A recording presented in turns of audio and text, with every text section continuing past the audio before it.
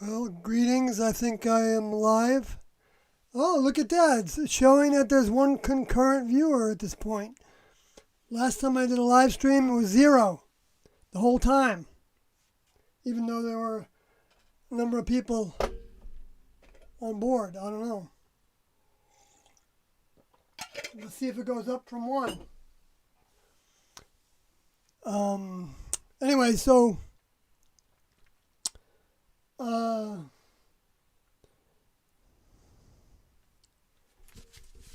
I didn't necessarily have one thing I was going to talk about. I wanted to follow through on something I didn't talk about last time that I meant to, which is in the record book. You know, what the religious people call the Bible.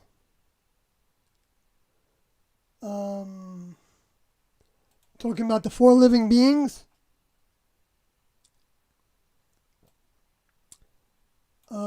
So let me go there with the screen here.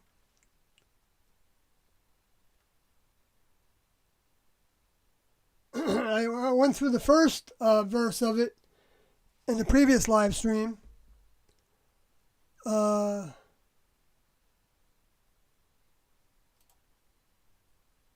am I doing?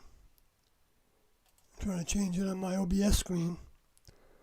But I guess I should recap that. And you can see this is from Strong's Concordance software, Greek and Hebrew dictionary that was crucial to use for writing the book that I wrote.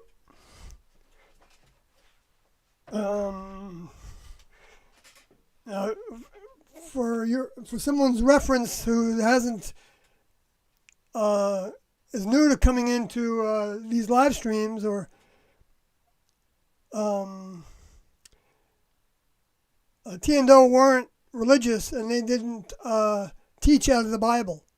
They would refer to something Jesus said sometimes, but they knew what was intended by those things. And I didn't realize it at the time because I didn't know anything about the Bible at the time. But then when I started researching after I left the group in 1994, because I knew some of the things in there were talking about Tiendo, I started to write the book about it, about all those different points that were telling about Tiendo. I started to see how many things they were teaching were in the Bible or in the New Testament. They didn't say that the Bible has been corrupted. I mean, the Bible as a book, as one unit, but the Old Testament especially, part of it. The New Testament, the only parts that are 100% accurate were kept that way by a Next Level crew, by giving ideas to people that were working on that, translating. And that was the words of Jesus, because that's the only part of it that they really wanted to be preserved the most. Oh, great sound tonight. Okay, great. I'm glad that's working well. Hey, DJ Taconic and NXVX and good to see you all. Now I'm going to see, since there's 3 people in the chat room. Oh, and Stephen Kunkel, do you regret for not joining the cult suicide? I pray that the Holy Spirit opens your mind in Scripture instead of twisting it for your own cult. Well, first of all, I don't have a cult. Hello, Martinique. I don't have a cult. There's no group. You can ask the people that have been following me on Facebook, or our friends on Facebook, or have been coming to these YouTube live streams for even years. Some and you'll never see that I was organizing on the side with anybody. Like an inner group of some sort. I don't want to have a group. I don't think I've been asked to have a group, and I don't think I'm capable of that because, well, I know I'm not capable of it because Doe did all that was necessary. T and Doe did all that was necessary. T and Doe and crew did all that was necessary. Now, I was part of that crew, but I flunked out. And so I know the information, and I feel the information, and I love the information, and I'm willing to die for the information, but I'm not going to lay down my life on my own because I haven't learned the lessons I need to learn before leaving, and that's the case for everybody now. I believe. I don't think I'm alone in that. We need our human vehicles in order to learn lessons through them. Now, in terms of being a cult, Doe said that we were the cult of cults and the cult of truth. Okay, and he said that a cult was a subculture, and that some of the cults really aren't subcultures anymore because they live the same way that humans live. But a subculture, an example of a subculture, might be a communal living, like a kibbutz, or like the Essenes were living communally, and early people in the first and second millennium and third millennium, in tribes. Tribes are living communally. And, of course, we've gotten away from that now to where we all think we're individuals, but we're not. I'm not putting anybody down because I'm not an individual either. But we all have different parts of what we need to learn. It's about what we need to learn, not about what we've accomplished. The next level doesn't really care about what we've accomplished. They recognize it and they love it when they see the things that we've overcome in the human kingdom, overcoming our horse that we're wearing. But they don't rate us in terms of the way they treat us or help us. Well, they help us in different ways according to what we need. So we can ask for things that we don't need, and sometimes we'll get them. But the next level doesn't generally provide that. But they have ways of sending us discarnates to provide it. And so I've given the example many times of, of the secret video to where people were telling people that all they need to do is meditate on what they want. And so if what they want is a sports car, and they should sit in their chair, in their easy chair or whatever, and then imagine being in that sports car and feeling the wind in there, if it was a convertible or whatever, and the more they do that, the idea is that the more they will draw that to them, and it very well may actually work that way, but if the next level is instigating it, then they want you to do it in order to learn that that's not really satisfying. But if they don't think that you've grown to where that's not satisfying anymore, then you're going to have it. If the next level provided it, then they're going to take it away, and maybe even take it away a lot of things from us. And that goes for everything in the human kingdom. We have, everything is taken away when our vehicles die. And you don't really deal with that so much until you're faced with a health crisis and the pandemic has done that. Facing us all with the health crisis, even though there's so much disinformation being sown. So there's a lot, the governments are taking advantage of it, and they're going to play it out to the hilt so that they can make as much money and have as much control as they can. And they're going to justify it as being for our own good because they know that there's a lot of things happening in outer space and around the planet that are threatening to our lives. But see, what they don't know is that our lives to the next level are of value for as long as we have the choice to grow through those lives. high when we don't have that choice anymore, because we've either so become programmed by entrapped by different human pursuits, whatever they are, to where we're not growing anymore, because we're not looking for something new. We're not looking for something new to please us, and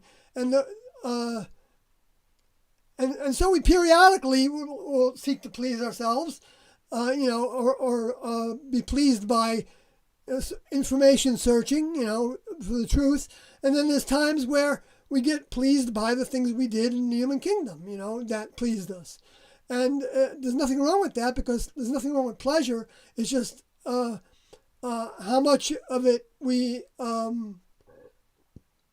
partake in.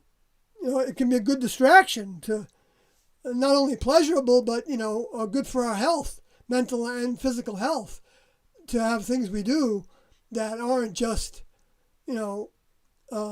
becoming aware of the truth, and then also staying aware of all the mistruths, because we're not going to be any good to the next level if we don't stay aware of what everybody else is experiencing, so that we can stand up for Tiendo as being the older members that came from the evolutionary level above human, the kingdom of God, the kingdom in the literal heavens, in outer space, in deep outer space, where they have their headquarters, and where they have planets that are laboratories inside and out that humans can be cloaked from seeing, even though it can be actually in our atmosphere with a huge spacecraft, maybe as big as the New Jerusalem, as depicted as like 1,500 miles square. And it was a different number, I think 1360, 1390 maybe it was, when I calculated it through they gave it I think in terms of furlongs or something like that. And I looked at the different interpretations for that span of distance, and came up with somewhere around the 1,300 mile square space, where the next level was putting their major focus for the first stage of the third trimester, where the first trimester was during the Moses experiment, the second trimester was during the Jesus experiment. It's an experiment because they don't know what our responses will be. It's our free will what to believe and what not to believe, what to do and what not to do, what to seek, what not to seek. And so if we discount what Tiendo are teaching, well, then we're just not going to find out more of what's real.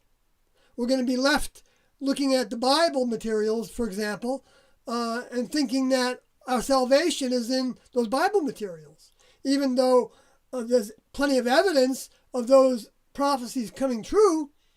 We won't know the reason why those prophecies are coming true now, because it was meant to happen before and after the final return of the member of the next level who people think of as Jesus. But it wasn't Jesus that's coming back, unless he uses that same vehicle that he had when he was doing the Jesus task. It's Doe coming back with his next level vehicle. Now, I don't know if there would be some value, but Doe said that, to him coming back with that Jesus vehicle that he took with him and proved was physical before he left, and ascended into lifted up, defied gravity, and went into a next level spacecraft that was hidden by the cloud cover, which is a characteristic of a next level spacecraft, can create cloud cover so that humans can't see what's inside. I don't know what density they can make it so that humans can't even detect it, potentially maybe with their infrared or their X-rays or whatever different methods they have to look through matter, or to look through to see in the dark. See, even seeing in the dark, you could say, 2,000 years ago, people would, if you told them that you could see in the dark, they would probably lock you up in a loony bin, or operate on you to try to stop you from having that disease, or crucify you because you were infecting other people with this strange belief.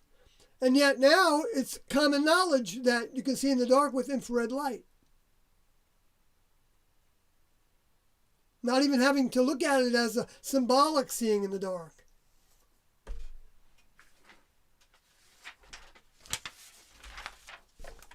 I gotta take some notes in case seeing in the dark.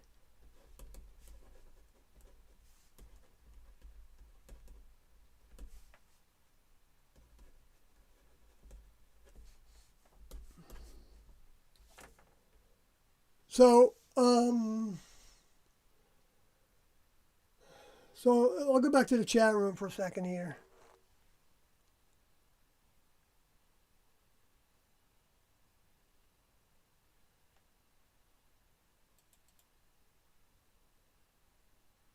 I didn't answer your question though, Stephen Kunkel, if you're still here. Live for this reason. Okay, you said before that, you asked, do you regret for not joining the cult suicides? In a sense, I do. In a sense, I do, because I knew I was capable of graduating. Doe told me that we were all capable of graduating if we had made it to a certain point.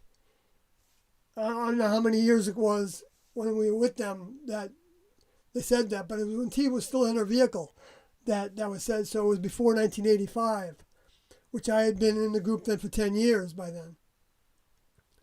And I thought that I was going to lose my life by preaching the truth to Christians, and then having them be angry with me and bump me off. And at least, in my consciousness, I was, ready for that. I really wasn't wanting that to happen. And I even, I was in Liberal, Kansas, and my partner and I were hitchhiking back and forth for many months in 1975 and 6. Well, 76, not 75. But, well, actually, it was 75 and 6. That's true. Anyway, so we were going through Kansas. We were going back and forth across the United States through the winter and through the summer, and we were well taken care of, even if we were just eating out of, cold cans of beans and things for our meals sometimes. But we would get meal tickets for the churches and stuff because we would ask them for help because we were on a mission from the next level. We knew in their terminology we were working for the kingdom of God. I knew that right from the beginning. There was no question about it.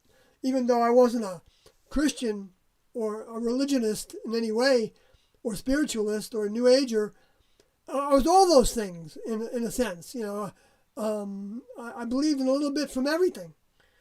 Yeah, but I didn't really think about what I believed, and I didn't really relate to any of the groups that I was associating with and meditating with and things like that. Anyway, but so we would get to a church, and we would be hungry, and we were willing to work, but our primary work was to spread the message from Doe. But we didn't want to just throw that on somebody without them asking. Jesus taught, ask and you shall receive, seek and you shall find, knock and the door will be open to you. That's always a crucial ingredient that the next level has as a part of its curriculum, as a part of its way of doing things. Where the lower forces, the Luciferian, space alien, fallen angel souls, they don't wait for us to ask. They just push things on us. The way the government pushed the closure of everything on us, even though I'm not saying that was a wrong thing to do in the beginning, but I think it became a wrong thing to do. And if they take advantage of it anymore, there might be a second wave and it might be worse. But I don't know that the lockdown. The lockdown can, I believe, help with not spreading it when people have symptoms. But if they're asymptomatic, I don't think the lockdown does anything except make them rebreathe in their own virus if they have the coronavirus. So it would normally come out, and then it would die a certain amount of time in the real world. So that's where it's beneficial to sneeze into your shirt and cough into your shirt or whatever, or into your hands, and not touch your face and nose and mouth and eyes and ears and any orifices. That becomes beneficiary for everybody to do all the time. That's actually a good thing to do all the time. And of course we become lax with that. But when I would go out, I wouldn't like lick my fingers when I was at a restaurant eating. But I might lick my fingers when I was in my own house, where I wasn't, in contact with so much bacteria and virons. But having exposure helps our immune systems. And so by locking down really hard and fast early on, we were actually reducing our ability of our immune system of growing from being exposed to a certain amount of the virons. Okay, so that's why the second wave can be worse than the first wave. And there was a gentleman that I put the link in my last live stream to this gentleman, a young guy, who went through the comparison with 1918, and he determined that between St. Louis and Philadelphia, it was more advantageous to that if you're going to lock down really hard and fast, then you need to do that until you have a way to build up herd immunity, like through a vaccination, potentially, even though that's not necessarily the greatest at doing that either, because of the side effects and the degree in which it works, depending on what virus particles it was made from and what antibodies it was made from. Because there's a lot of different viruses in our bodies at any given time. And that's all common knowledge in the science community. I don't think anybody disagrees with that. And so because one city between St. Louis and Philadelphia, I forget which was which, locked down really hard and fast, they had a bigger second wave. Where the place that locked down slowly and lesser had a bigger first wave and a lesser second wave.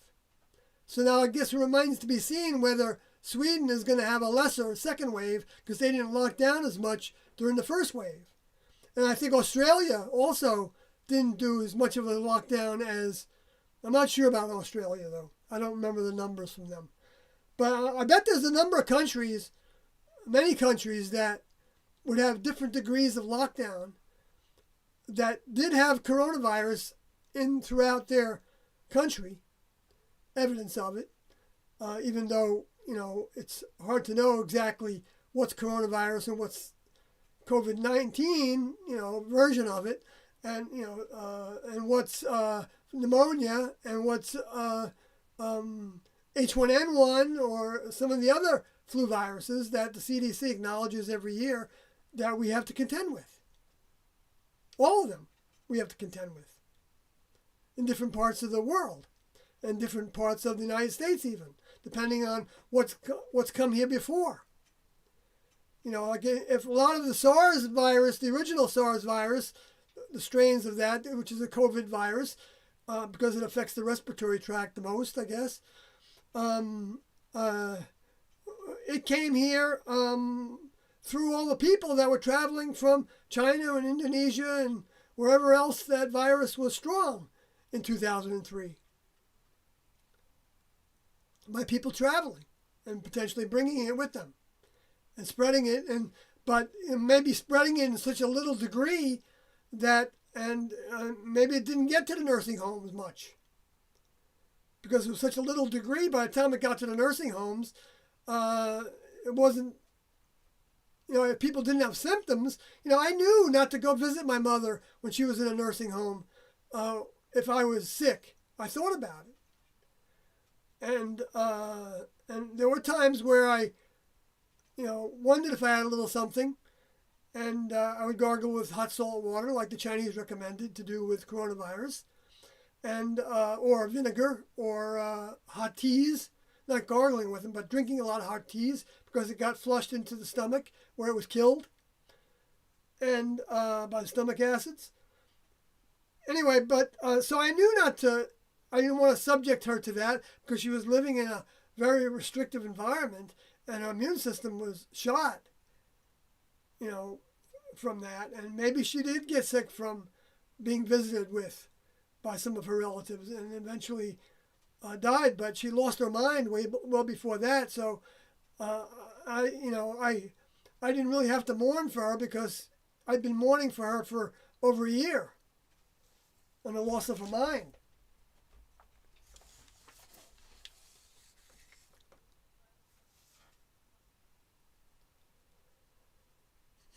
So, I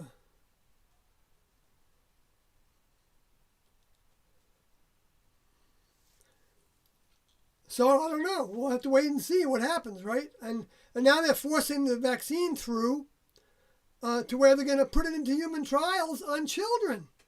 Now, if that's not true, even though it was reported by John F. Kennedy Jr., you never know how countries are going to be sowing seeds of disinformation to see the response they get.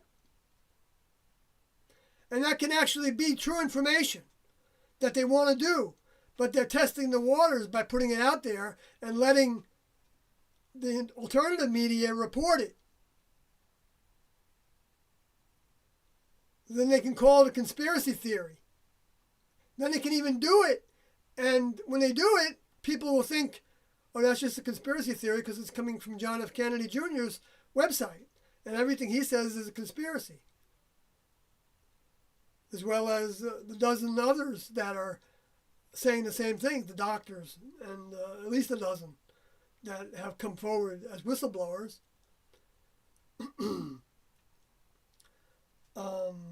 Because they lose their medical licenses if they go along with questioning anything they do. You don't keep your job as a editor of a medical periodical if you believe that the CDC can't be trusted. Even Deborah Birx said that. She said 25% of what they say is inaccurate. The numbers, talking about the numbers. 25% of the numbers. Now, she can say that, well, I said that, but then I realized that I was wrong. So she can always back out of it. But sometimes they do that to give us a little bit of the truth. Like I think Trump, if Trump, the only thing, I don't like anything about him really, except for the way that he stands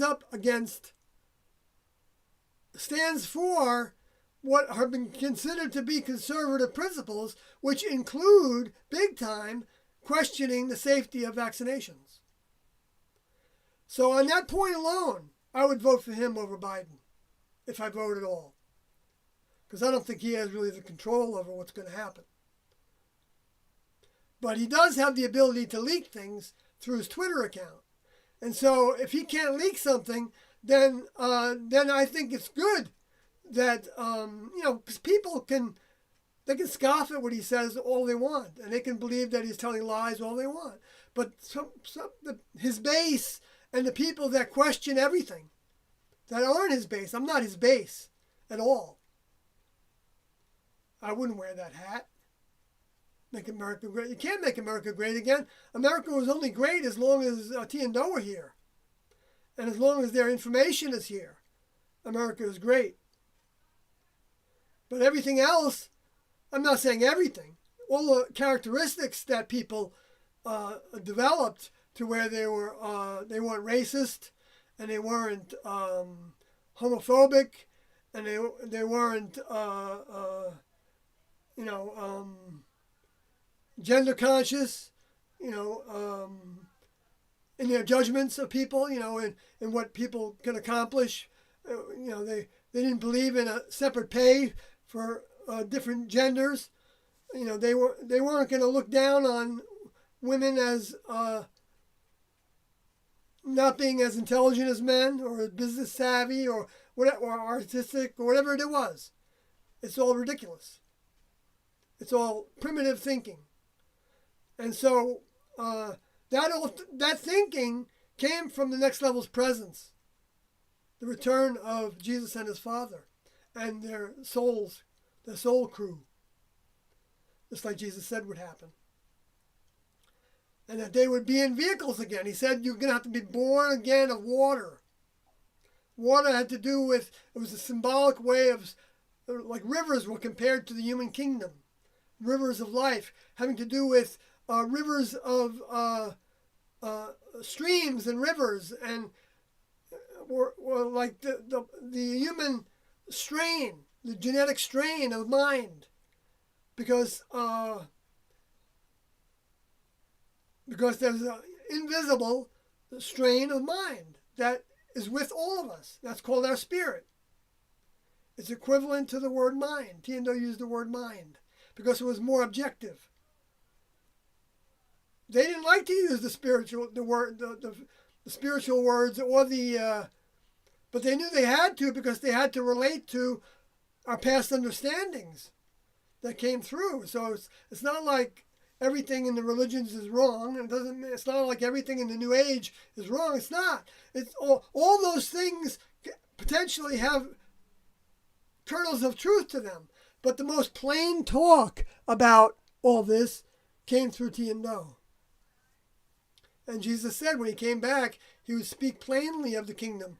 He would speak plainly about his Father, and he would show us the Father. He wouldn't talk in parables anymore.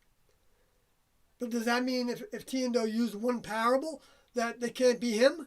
See, that would be like making an excuse for not paying attention to what they were talking about, primarily. Because they did give a few like story forms. Like one of them was that dogs were like students in the next level. They were students to the human kingdom. To where they wanted only to please the master. And the next level is the only master. Like Jesus taught, you can only have one master. It's going to be God or Mammon. Mammon relates to the word treasure. And mammalian. Because human behavior is beneath members of the next level. But they don't look down on humans any more than humans look down on animals. If they do look down on animals, then there's something wrong with them. If they do mistreat animals, there's something wrong with them.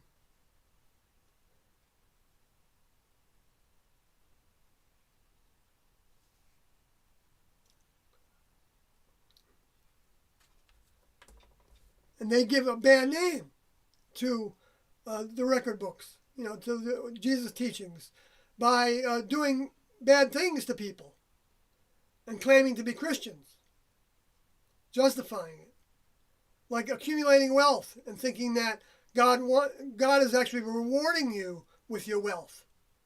That was the opposite that Jesus was teaching. So how can anybody listen to that and stay in that church? Well, it filters people out pretty fast. And then the people that are entrapped by that brainwashing end up believing everything that preacher says, and then they think that their wealth, because why? Why do they say that? They say it because you can give your wealth to the church, and then they can have missions in Africa to try to convert people to their brainwashing. And that's why religions are the death of souls. They're killers of souls, was Tiendo's words. Well, Doe and Crew's words. Because they came up with that phrase, I think, after I had left them. But it was written in documents and said by several members in their writings and in the videos that they participated in. I think in the exit video maybe even said it that way. I might be wrong about that. I can get a little mixed up with where I heard something. But I know it's not from my mind, that phrase.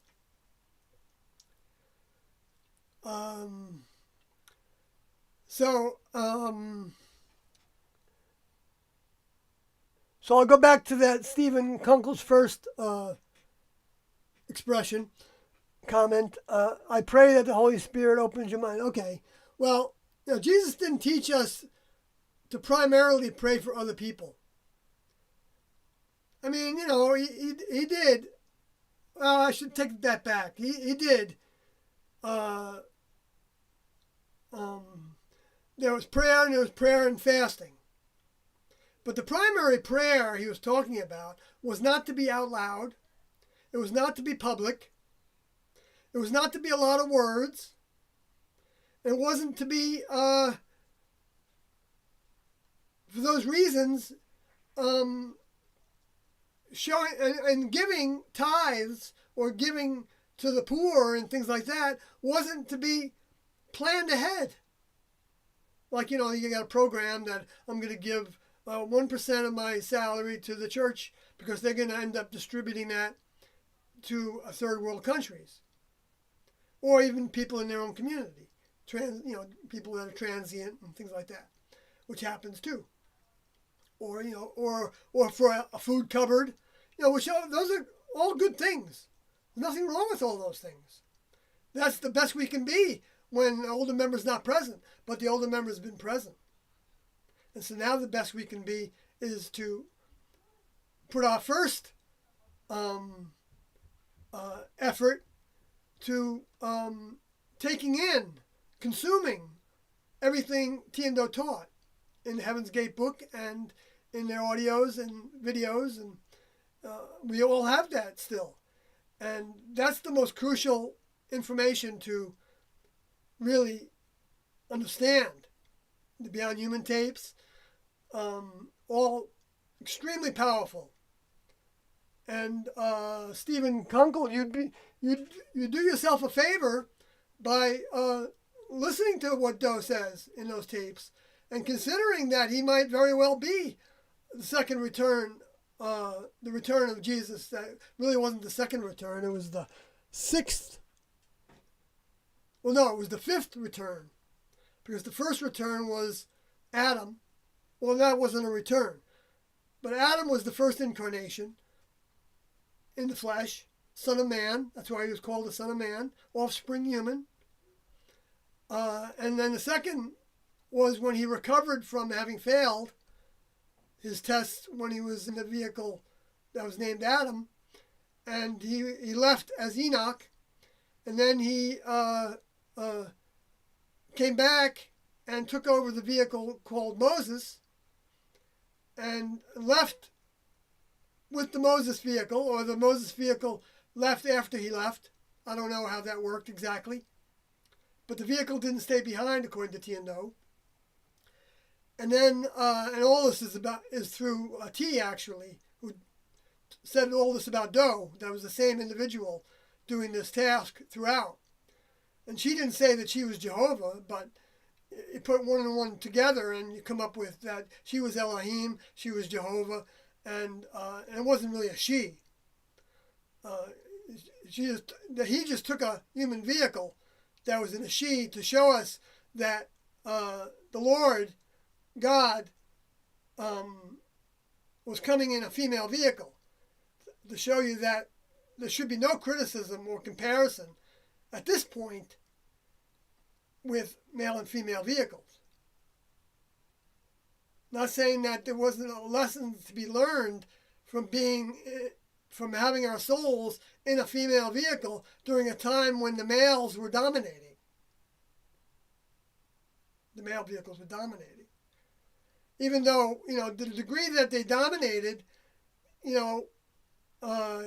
might be amazed to see how much influence the females in the Bible had over the males that were their partners or their friends or their families. I bet it was a lot. They weren't less capable.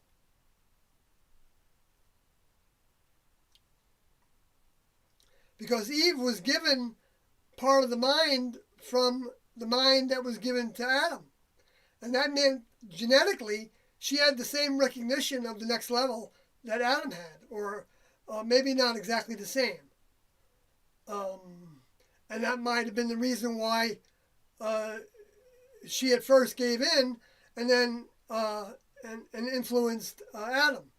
But Adam's first mistake, if you want to look at it as a mistake, which it was, because I think Adam would say that he would have been capable of overcoming that vibration, that influence from.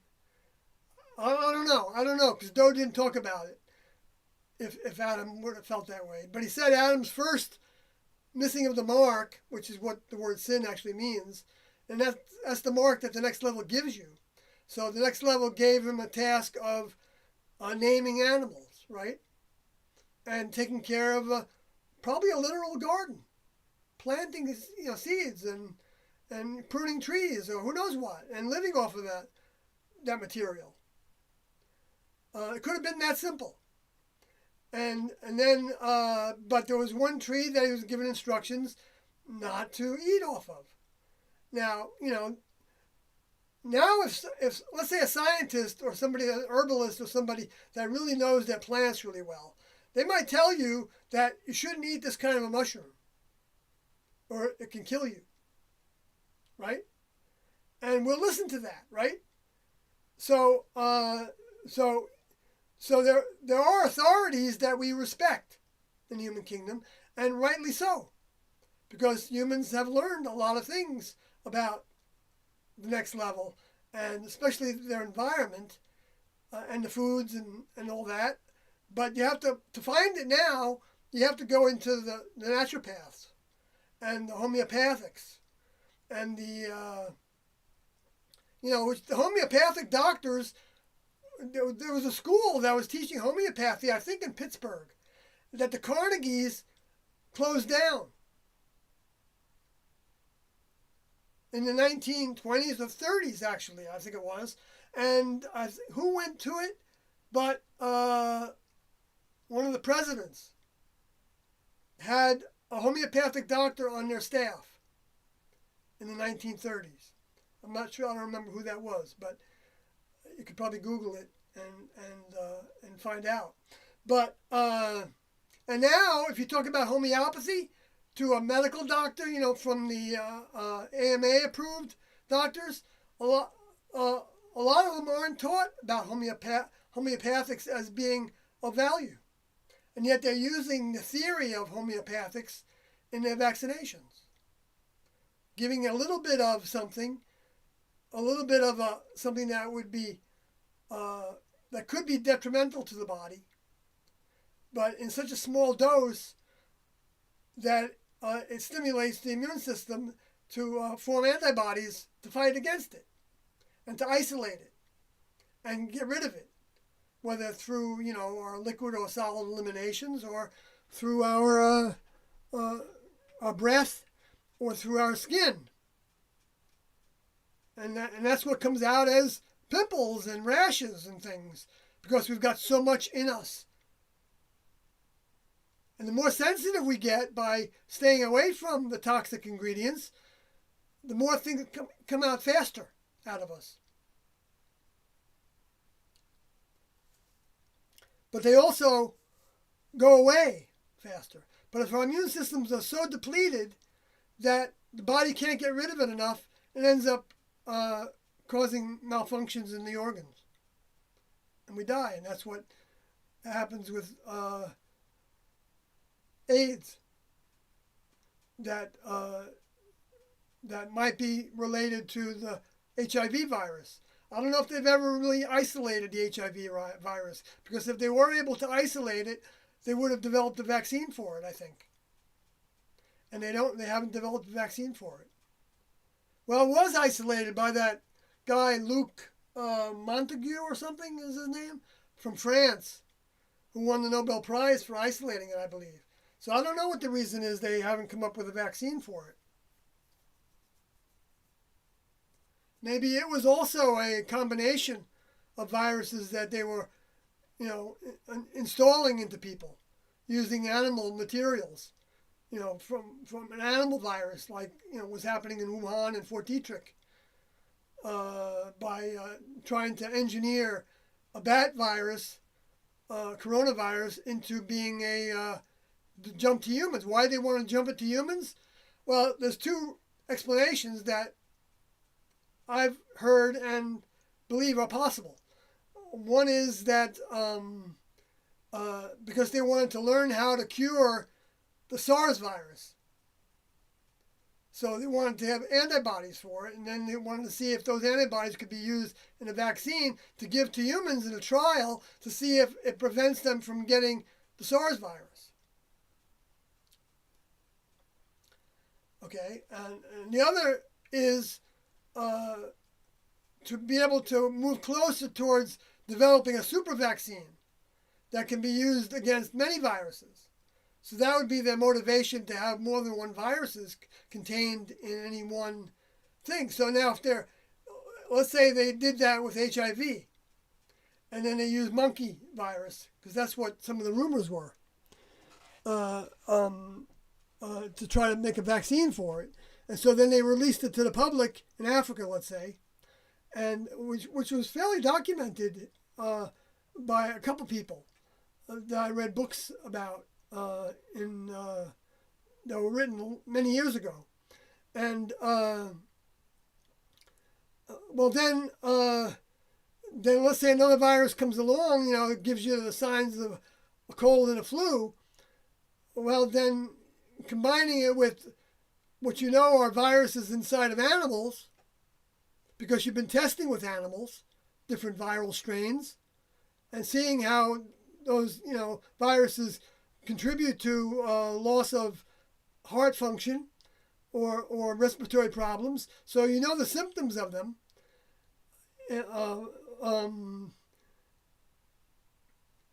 Well, then to put that in a vaccination in a little degree, they think of as collateral damage, especially if the symptoms are mild for the average person. And maybe that's what's behind the report from the English that they're giving $100 million, I think it was, to different amounts of money in the millions, to like 2 or 3 different groups that were putting trials onto this new vaccination. And children were going to be in the trial. Now, children were the people that were least affected by the coronavirus. So in a sense, they're being the most cautious by giving them to children, right? If those children's immune systems aren't taxed. And there are children that are born genetically with a taxed immune system. And how do you tell the difference? Well, you can do a certain amount of testing to see if they have viruses in their blood, a certain kind of virus that you can identify. But what if they have a virus in the blood that's mutated from another virus and it doesn't show any of the signs of being the same as, like an RNA virus, which is the coronavirus, as opposed to a DNA virus? I don't really understand the differentiation there chemically and biologically, but I know that there's a difference of them, different strands, sequences they're called. And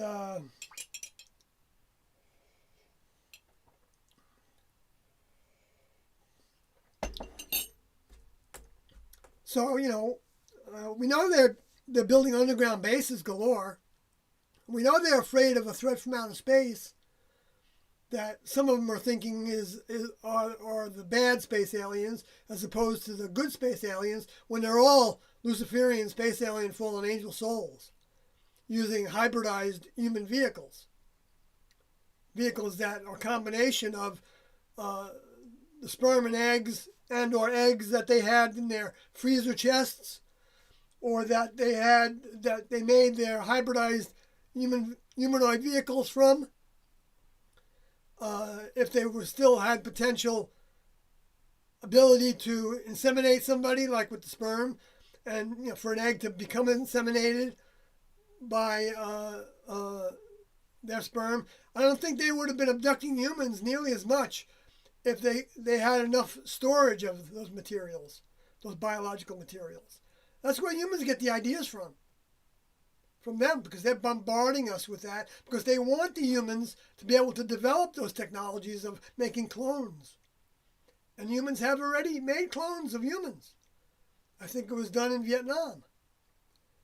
It's always done someplace where the news is hardly going to get to us, and we can say that it's just fake news because it's a communist government, and we can, we don't see all the evidence of it, and it's not put on the media for us to really look at, so we think of it as conspiracy theories. Because they keep on saying that over and over again. And the more they say it, the more people believe it. Just like the more people that said that Germany was evil believed it. Now, I'm not saying that Germany wasn't doing evil things, but I'm not saying they were doing more evil things than what's happening now and what happened with Iraq and what happened with Afghanistan. Some people think that the Afghanistan war was justified and the Iraq war wasn't. Why? Why? Was the government of Afghanistan complicit with Osama bin Laden? Well, maybe the Taliban was to some degree. Okay? I don't know. But the Russians were at war there for a long time with the United States. And the United States chose to fund what became the Mujahideen to the tune of, at least one time, $100,000 through the ISI, which is the intelligence service, one of them, of Pakistan. That's all. That was all documented. All that came out. A lot of stuff came out right during and after the 9/11 Commission. But then after that, you saw less and less of that information in the news. Even right away, you saw less and less. All you see with body counts, and you see talking about Osama bin Laden, and and the camps where he was learning to use a box cutter. He was teaching people to use a box cutter in order to and to fight, I guess, hand to hand if somebody threatened them, to take away their box cutter. Or they were told, I think, on one of the flights that they had a bomb. And so, who's going to really want to jump that person in case he did? Because there was a lot of history of bombings on board airline flights in our history early on, before that. And commandeering, taking away, hijacking airplanes, that happened a lot in the, I don't know if it was the 70s and 80s and 90s. Or maybe just 70s and 80s mostly. But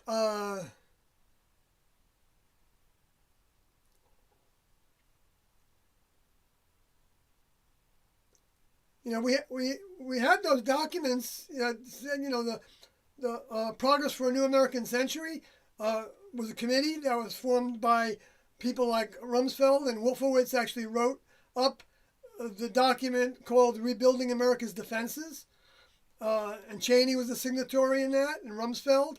And Bush was not. I looked at it. I downloaded it. I think I lost that computer, though, that had it. But there were, not too many years ago, there were some people that were still circulating it. And I think it was on a UFO revelation site. But revealing site. That's what the word revelation means, is the revealing. Apocalypse means the revealing. And that's what's happening now with the truth being told about who Jesus and his Father were, being from space travelers, but not a space race, not just any space travelers, but evolutionarily above humans the same way that humans are above animals. Maybe even a bigger gap. I think even a bigger gap between humans and animals. Well, maybe not.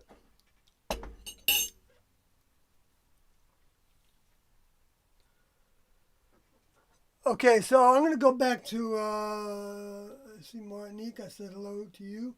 Stephen Kunkel says, you're alive for this reason, because Jesus still loves and wants to save you. Heaven's Gate is a cultivating is as cultivating as Islam. It had nothing to do with Islam except for the modesty. Doe said that what he respected about people that were believing in the Islamic faith, which was equivalent to believing in Christianity and Buddhism and Hinduism and any of the isms, in some ways, as a stepping stone. It doesn't mean that it's something to arrive at and stay at. Like once you're a Christian, you have to leave Christianity in order to outgrow Christianity, because they're not teaching what Jesus taught. They didn't teach leaving everything behind. Jesus taught that. He said his disciples had to do that, and then they had to preach that to people and know that they would be killed because of that, which was committing suicide. In those days, at that time, preaching about Jesus was even worse for society and for the religious in that society and for the government of that society than teaching what Doe taught. There were a lot more people that I think would hate you. But then there were a lot of people that were ready to hear that. And just like there's a lot of people that are ready to hear about Doe now. And that's been increasing a lot over the last few years, especially since 2017. And it's going to continue to increase for as long as the next level keeps the lower forces from clamping down on this information being shared in a public way on the internet and whatever other ways that any of us can share, not just me. I mean, it's going to be not easy. It's not an easy task to even work your mind up to being willing to do. I know, because Doe gave me a huge dose of their mind to help me wake up this vehicle, or wake up in this vehicle. The soul part of me, of the three eyes, where the genetic eye is one eye of who we are, and then the environmental is another eye of who we are, what we grew up with through our lives.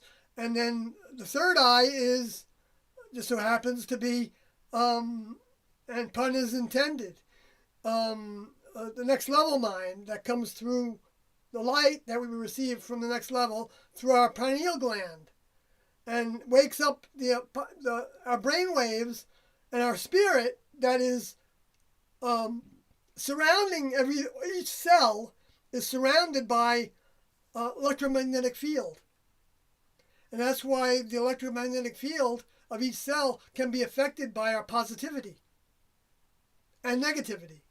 And so that's why fear is negativity that actually depletes our potential health. That's why we need to stay away from some of the things that invoke fear in us. But it doesn't hurt to periodically come back to it and be able to translate it into something that's not so fearful. Because knowledge is positivity. True information is all positive information. What's actually happening, what's real, is positive. Now, you're going to say, people can say that them laying down their lives the way they did, how can you see that as a positive? Well, it was for them. And it is for us as we lay down our vehicles by reducing the amount of human information we put our trust in and putting more of our trust in the next level information. We are actually destroying our humanness. We're converting it. Actually, we're not destroying it. We're converting it. It's like if our vehicles, like Doe compared to being two balloons in a vase that's a glass vase, just so you can see inside it. And in one balloon is the mind of the human kingdom, which is the misinformation mind. And that mind, tells us that we can be gods, even, to that degree.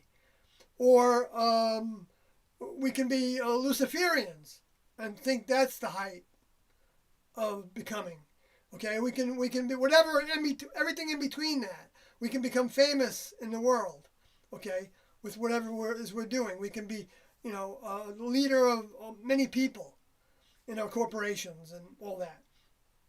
Okay, so it's that mind that, in order to take in more mind into the soul pocket, the balloon that is actually a plasma type of physicality, in order to take in next level information that comes with that soul deposit, soul chip that has programs associated with, programs that give us the reality of the next level as existing, to whatever degree we think of it that way. Some people might think of it as the spirit world. Okay, and it's not inaccurate that there's a degree of that in the spirit world, because all the dead humans have a degree of next level genetic mind in them, because they built their spirit while living in a human vehicle from the genes and the gene spirit and the mind of the environment in which they grew, the information, the programming that says,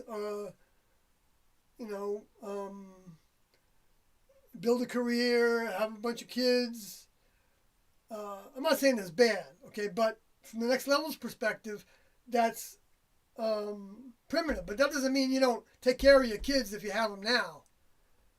You do. Tiendo said we need to be responsible for our kids. We can learn an awful lot from being of service to the kids and being of service to our spouses or our significant others, whatever that is, or to friends and businesses even, and employers. We can learn a lot by, and even the government, by locking down and not trying to fight that. Except I don't blame the people that chose to fight it after a certain amount of time, when they weren't seeing hardly any evidence in their areas of problems that were much bigger than the existing problems that they had every year with disease.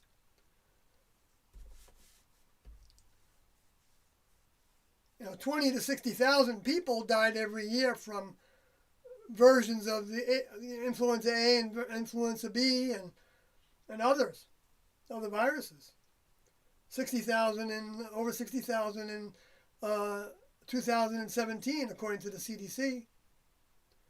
So if the numbers are inflated 25%, according to Burt's, then the number we're at now is 75,000, 75,000 of those that died, and that's a mixture of influenza deaths. So if we looked at the past numbers of influenza deaths every year, not influenza deaths, of pneumonia deaths every year, even though pneumonia is part of the symptoms of a respiratory disease death, from a flu, but some people have pneumonia, I think, and don't necessarily have all the flu symptoms. I'm not sure about that, how that works. So, I mean, they may be related to the coronavirus. I don't know. But I know that they were marking people as having coronavirus without testing them, and that the tests produce false negatives and false positives. And there's two different kinds of tests. There's the RT-PCR test, and then there's the antibody test. And both of them are fallible. And also are talking about degrees of infection that might not ever show up as being able to come out of your body. Except maybe if you're talking loudly like I am, and then you project it a little further. So that's the benefit of, not seeing me in person talk. Because I'd be spitting out all my virons upon people. But then, those little virons, it takes a lot of virons to actually stimulate symptoms that are visible, that are measurable in the human body. And so getting a few of them, or a lot, even who knows how many, I don't know what the limit is, I guess it's going to depend differently on different people, is a beneficial thing, because then we can develop the antibodies against it, so that if we get a bigger dose, we can fight it off better, faster. We might still have symptoms. We might still get a cold or because a cold is also considered to be a coronavirus. There's a lot of strains of coronavirus.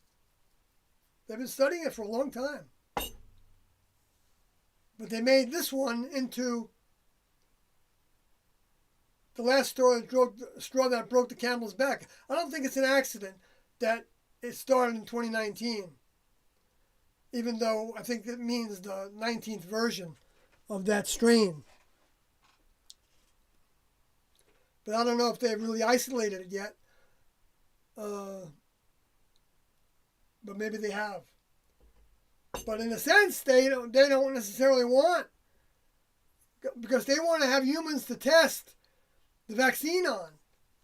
So they want to be able to, measure you so that if you get it, then you're of value to them, because then they can study your antibodies, and then they can give you the coronavirus, like even through a vaccine, and see what happens, how you respond to those symptoms, to those whatever injection is of whatever degree of virons are given. It's a very scientific approach, right? But the problem with it is that they're not telling us the truth about that. Maybe some people they're told the truth to, and they're willing to be the guinea pigs for that. There wouldn't be any people in the trials that weren't willing to do that for the greater good. And I'm not saying that it can't be used for good for a bunch of people. Especially people that their immune system is shot to hell already. And they don't really know it yet. Because, it takes years sometimes for symptoms to grow of an organ that's collapsing.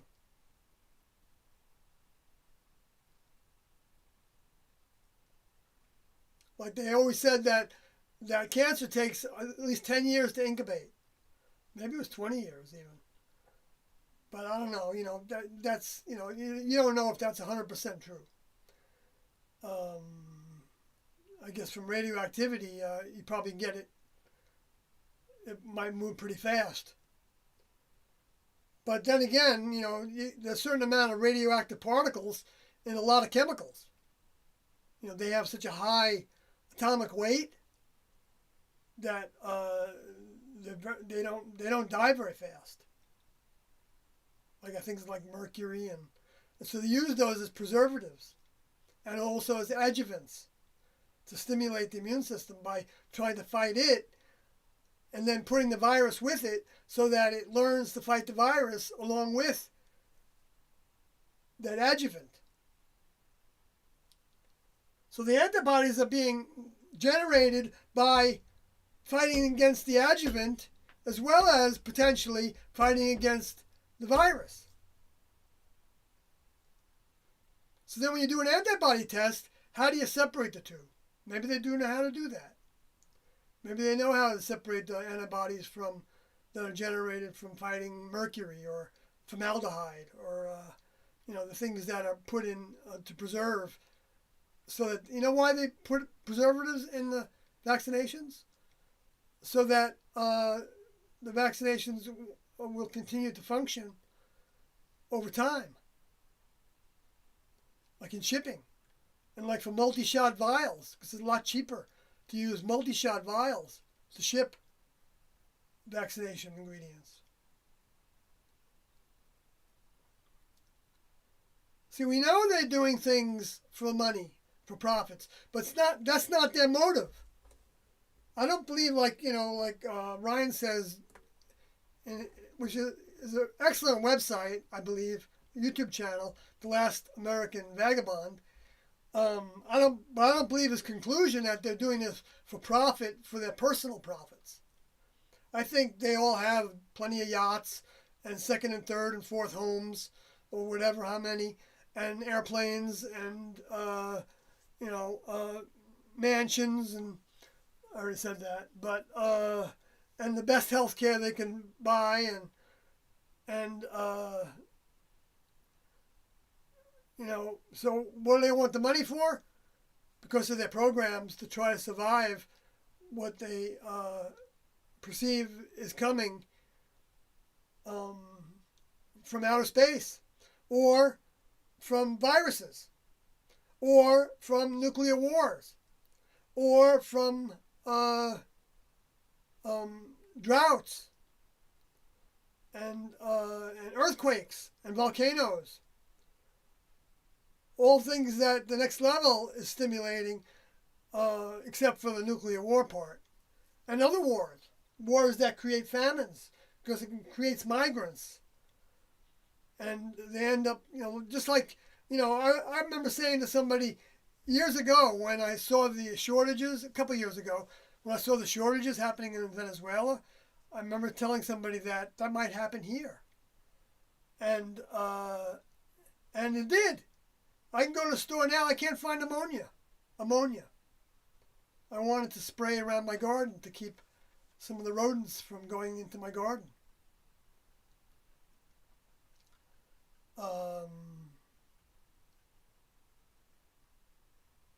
Well, isn't that a chemical? Well, I guess it is. I don't know how harmful it is to the rodents and to the land, but I do know I need to eat. And so that's collateral damage to me. But that's a lower kingdom level. That becomes collateral damage. Just like insects become collateral damage. When Tiendo, when we would squash an insect, they would say, we're accelerating that insect. Even an animal. They weren't against eating animals. But they weren't thinking that was a good thing to do a lot. And in large amounts. So the diet we had before the Transfiguration Diet had like animal flesh in it, like once a week. Like we'd have bacon with eggs once a week, or sausage with eggs once every other week, or every 2 weeks we'd have sausage, and then 2 weeks later we'd have bacon. But then once a week we'd have chicken in some format, or meatloaf in some format, or occasionally a hamburger. I don't think we ever had. Well, we had hot dogs when we went to retreat sometimes, because it was easy, and they wanted to send us on outings to the zoo and to see My Fair Lady and the theater, and so they didn't want us spending our time, and just having a little bit of that wasn't gonna, affect our physical bodies. It's when you overindulge in it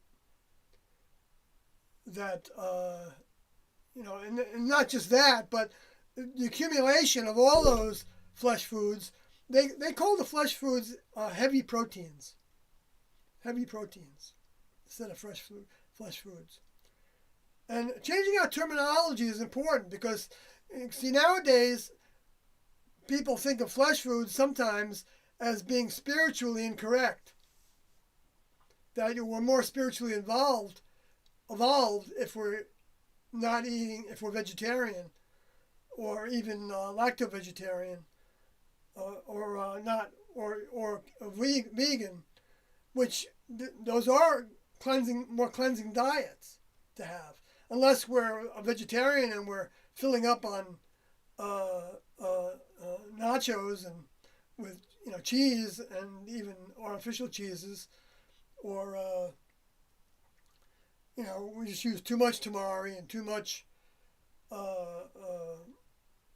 soy products, and GMO soy products, and I don't know where the dividing lines are between technology and when those things are detrimental to consuming too much, but if the humans are making it and they're putting it upon us, pushing it on us as healthy,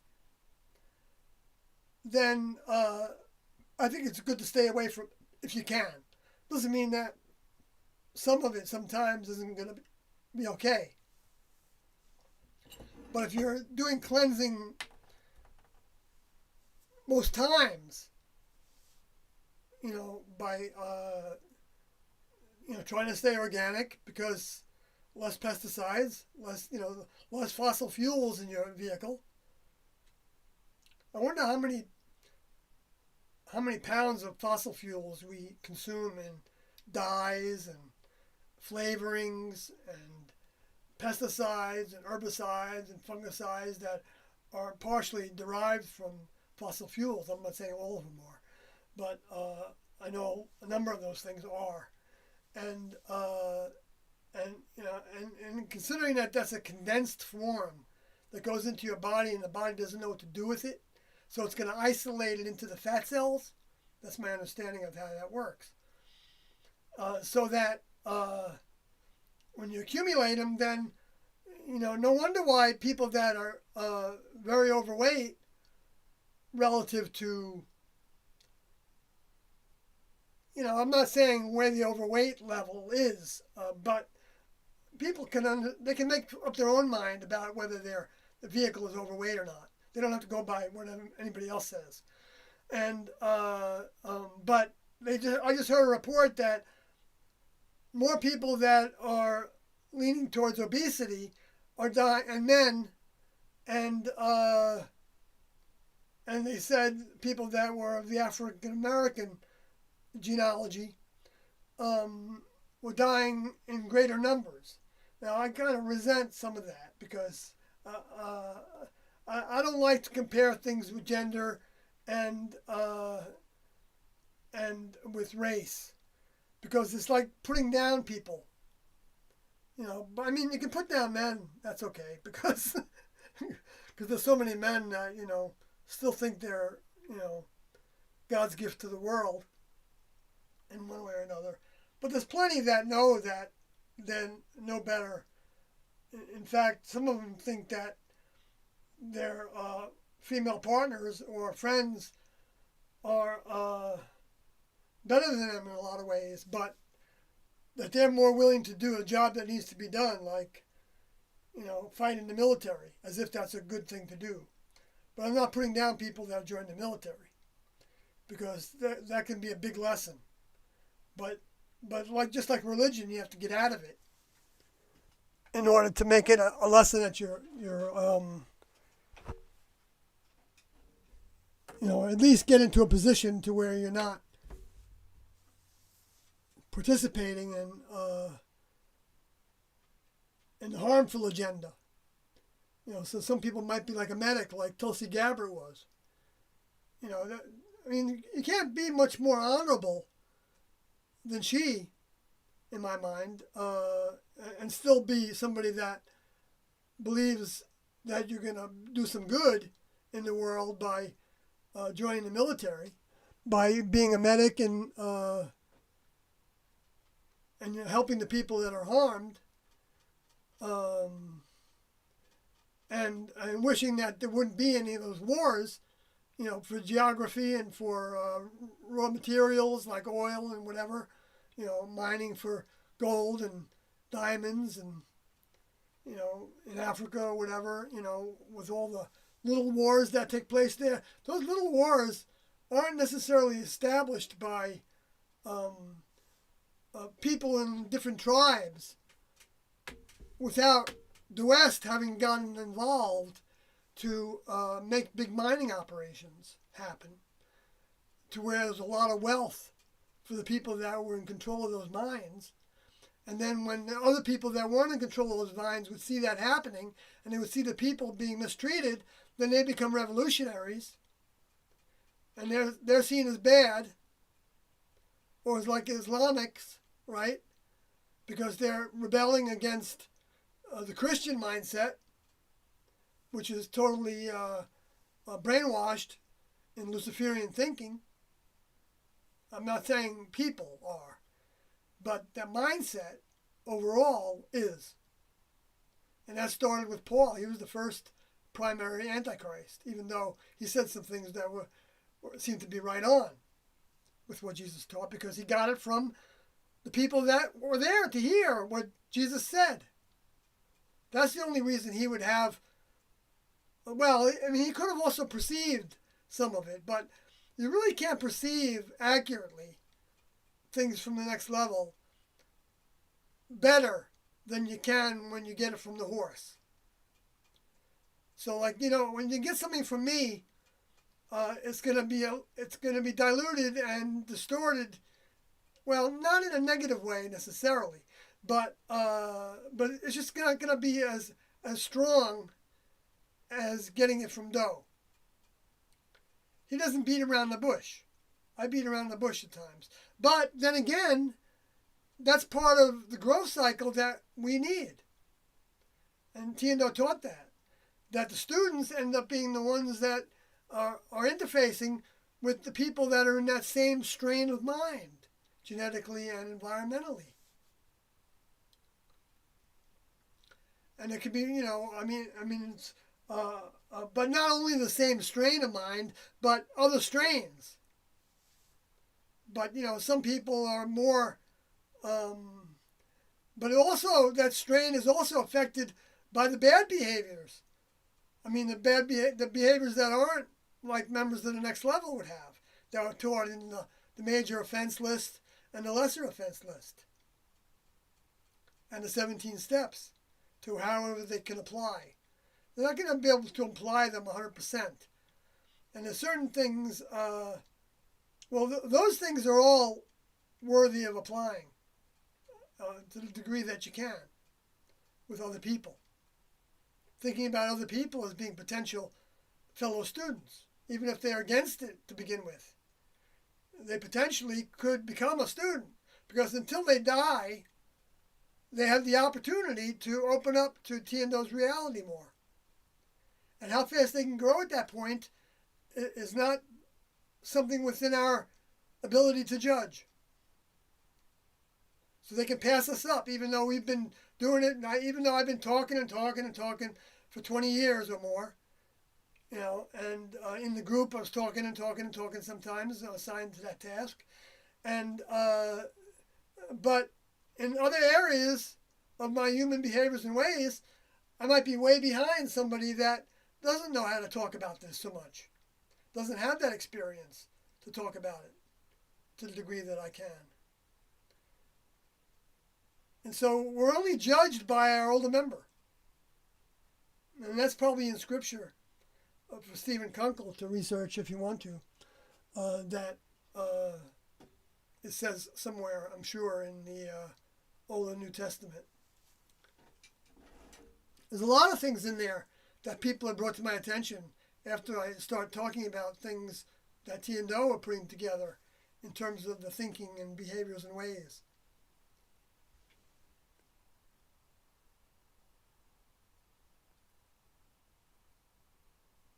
So, Islam.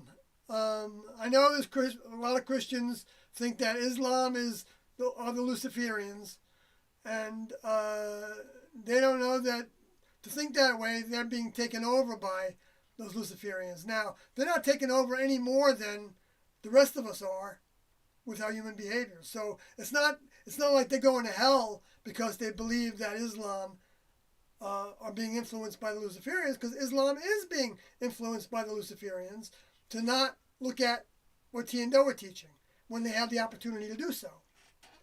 And they have that opportunity repeatedly. But they have to go looking for it. And I've had associations with people from the Middle East and from Southeast Asia, from Australia, from Brazil and Argentina and Chile and England and Ireland and Scotland and France and Germany and Japan and that were interested in this material. And they don't have to come into my live streams to be able to become making application. That's what we're doing. We're making application to being a student, to get a job on a crew in a next level spacecraft laboratory. That even could be sitting at a computer system and seeing when people are lights going off in their heads, and they're saying, wow, I see that T and Do are from the next level. And then, of course, the next level might help them see that for a little bit.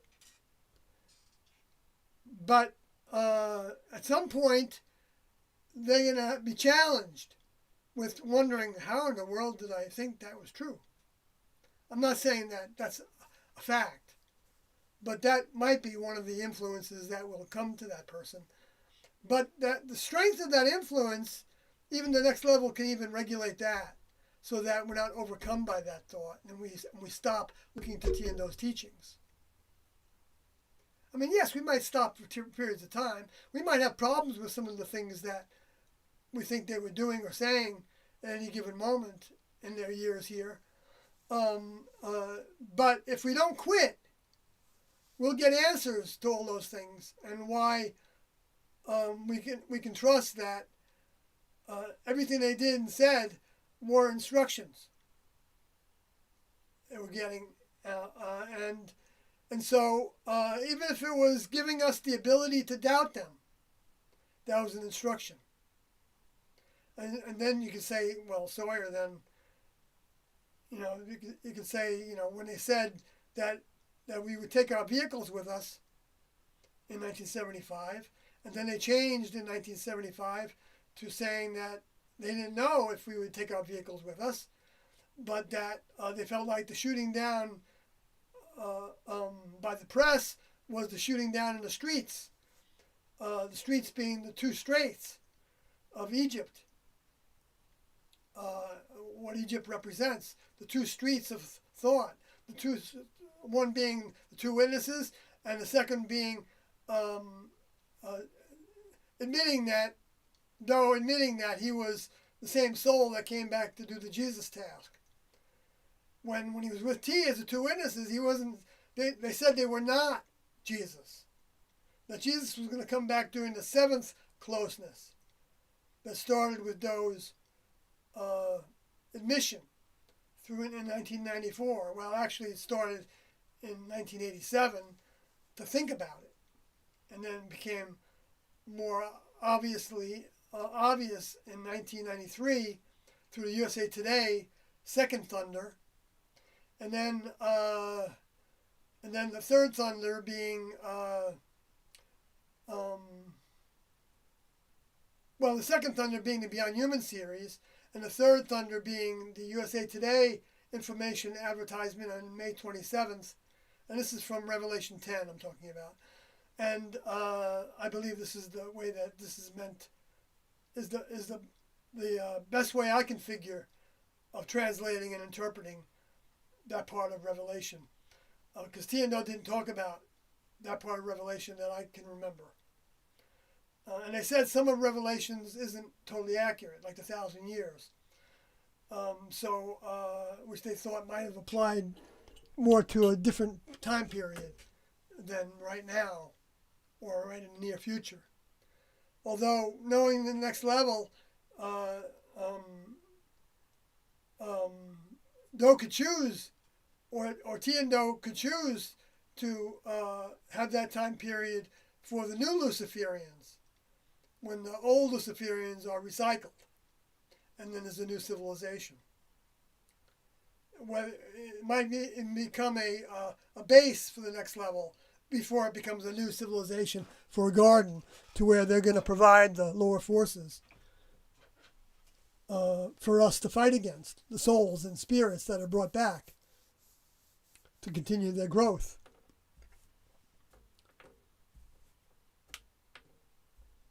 Spirits grow by each incarnation of that genetic mind and environmental mind, and to where then they are attracted to then the dead ones from a previous lifetime, our grandfathers and grandmothers and all our relatives generally kind of stay together unless we break off from them during that incarnation, if you want to look at it as an incarnation. It's not really the same thing as what incarnation means to Tiendo, meaning the souls are being brought back by the next level to have a specific period of time to where they're taking over a specific human vehicle to try to finish their overcoming. That's a birth of the flesh that is used as a time period to be born of mind, spirit. Next level information, holy mind, Holy Spirit is next level information. So, where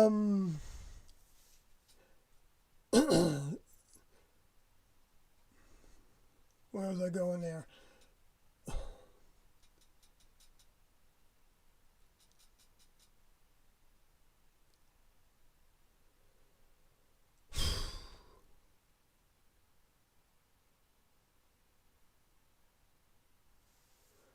So I'm just going to go back to the chat room and say that there was no religiosity in the Heaven's Gate group. So to compare it with a religion doesn't make any sense. Doesn't make any sense at all. We didn't have any rituals. We didn't have. We weren't basing what we did on what happened 500 years ago, or 1,000 years ago, or 1,500 years ago, or 2,000 years ago, or 2,500, or 3,000, or 4,000, or 5,000, or 6,000 years ago. Okay, so because we're basing on the current provision of true information from the evolutionary level above human.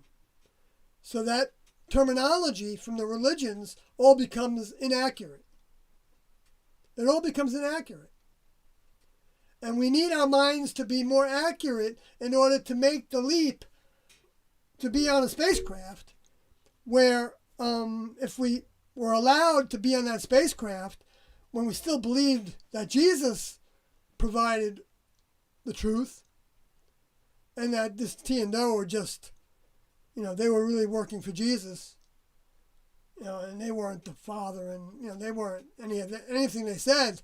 But, if that was allowed to happen, which it's not going to be, because they won't actually build their mind strong enough to combat that primitive thinking in order to perceive the new thinking. And repentance meant change your mind, change your thinking, change the way you think, change your behaviors and ways, because that's what's all associated with our minds.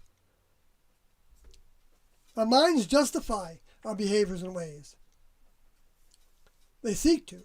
We can know that it's not good behavior, but we can be so overcome by it because of our programming and our emotions and our opinion about what's right and wrong, that we can miss that everything can happen for a reason. I'm not saying everything does automatically happen for a reason, but everything, all the negatives, can be changed into positives. That I know as a fact, because T and O taught that, and T wrote about it in the Power of Goodness document. That's posted on my website in the Heaven's Gate. Is it posted on the Heaven's Gate page? Website? In the book? I think it's in the book. Yeah, it's got to be in the book. I can't believe I'm forgetting. Well, I'm going to assume it's in the book, but if you don't find it in the book, then it's in the documents that Rick Odie provided. And that I've got, and I posted most of them, if not all of them, as well as the book materials on my blog, Sawyer HG, as in Heaven's Gate, .wordpress.com, where I've also posted a lot of things about prophecy and a lot of things about what Jesus taught, and as well as on this channel. I posted a lot of things in those regards. But I always like to come back to Scripture sometime during this, because there's always new things I learned from doing it. And potentially I think we all can benefit from seeing that in a more real light, instead of thinking of it as the these and thous that Christians are repeating, which they're not wrong for repeating those things. I mean, Christians are, Doe said that when we were listening to the satellite feeds from Kenneth Copeland and what's his name?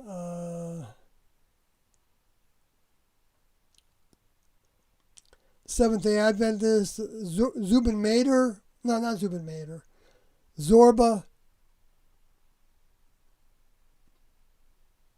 I'm not sure what his name was, but he was a Seventh-day Adventist, I believe. Or maybe he was a Messianic Jew, Jewish person in his belief system. Or from Scott, forgot his first name now. Or from Arnold Murray, which Sorority mentioned in the exit videos, both of those, Scott and Arnold Murray.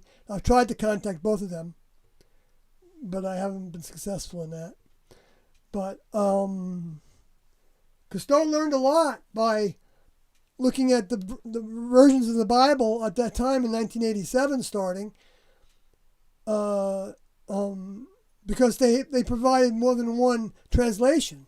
That's like, when the mainstream media, like NPR, comes out and says that it was debunked that the virus the COVID-19 came from a Wuhan laboratory. Okay, now they say, that's all they said when I heard that on the news. And they didn't talk about it in more depth later. Because if they would have talked about it in more depth later, then they would have examined both sides of that. Right? Because that's what an investigative reporter really does. And so they would have come across the information from Dr. Mikovich, who said she was working at Fort Detrick trying to convert a bat virus, coronavirus, into a human. I mean, it would go over into a human and give them the virus. And so that's evidence that, and the fact that there were military games happening in, I think, October, November or so, or December maybe, in Wuhan. Military games that many nations were participating in, and that the United States has no video footage of. According to Ryan in The Last Vagabond. And I don't know if that's true or not. I imagine that they probably have some, because they would want to show that they did that. Well, but I could imagine that, and there were many leaks of virons and bacterias from Wuhan that were filed for years before that, from that level 4 laboratory, and others. And there were many leaks from Fort Detrick. In fact, around Fort Detrick, there's a huge cancer cluster. I don't know if you all saw that. I'm not going to put the page up, but you can see that on The Last American Vagabonds, one of his more recent live streams. That was only like an hour long, as opposed to the ones that he does that are as long as mine, 2 and 3 hours. Well, he's got a lot to say. I mean, he's accumulated a lot of evidence of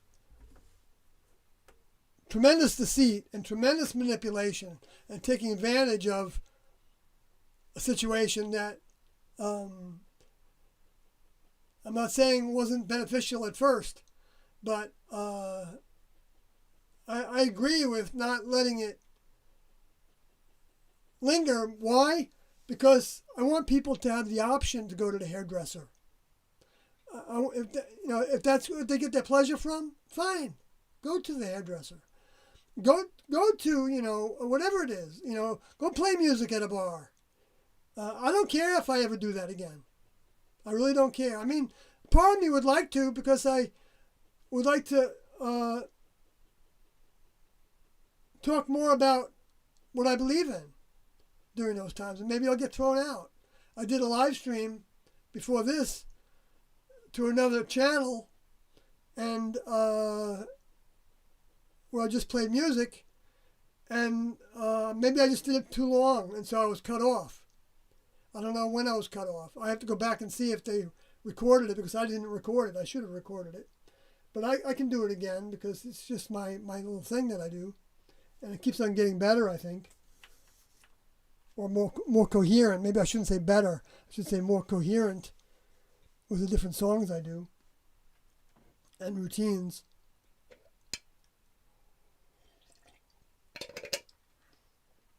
I'll have to post some of those on the YouTube channel.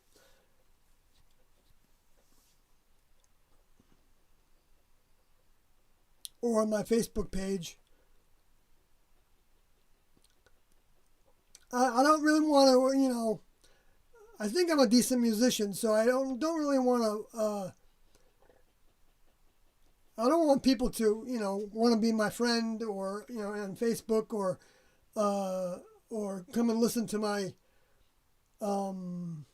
live streams because I'm a decent musician and they like seeing what I have to say, but then again, if that brings somebody to the channel and they hear some things that might help them recognize that what they've been getting from the mainstream is almost totally inaccurate, except for the 1%, I don't know what percentage it is, of the actual, they laid down their lives in 1997 and this day and these shifts, and they took this barbiturate, and those kind of things I'm not saying are inaccurate, even though I heard some things recently on that oxygen broadcast that I hadn't heard before. Now that's not unusual, because we only get what the media gives us from their interviews with people. And so, the people that are interviewed, like in the medical community and that went to that event, that they had more than one thing to say about it. And they could have not even recognized things until they thought about it later. That happened with me big time when I started to reflect back on my time in the classroom. And I would see how little I was listening, when I thought at the time I was doing my best to listen. And I might have been doing my best.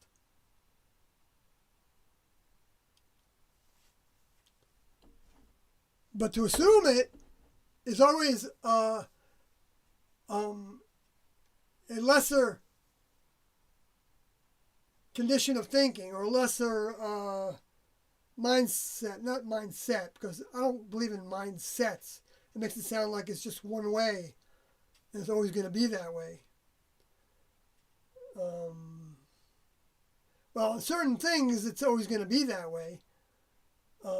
But the next level is going to still give us reasons to not believe in even those, like, for instance, you should not kill humans. That's a mindset, I believe. But they want humans to have the option to kill other humans. Because the ones that really feel, they really want peace in the world. They really believe that killing is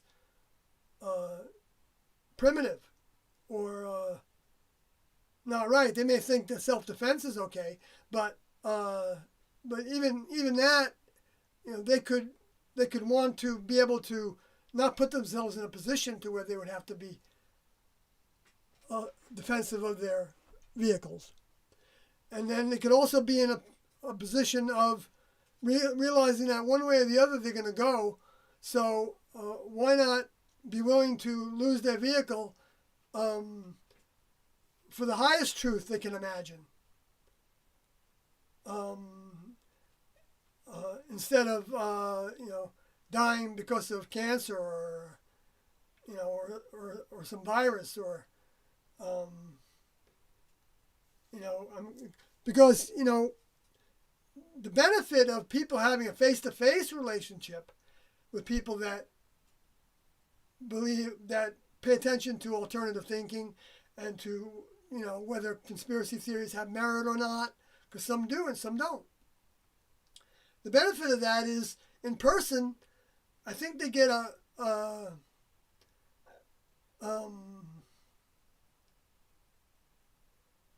I don't know. I don't know if they get a different dose, because I think the next level can give them a help even if they're just seeing something on the internet. So I don't know that in person is necessary at this time, especially.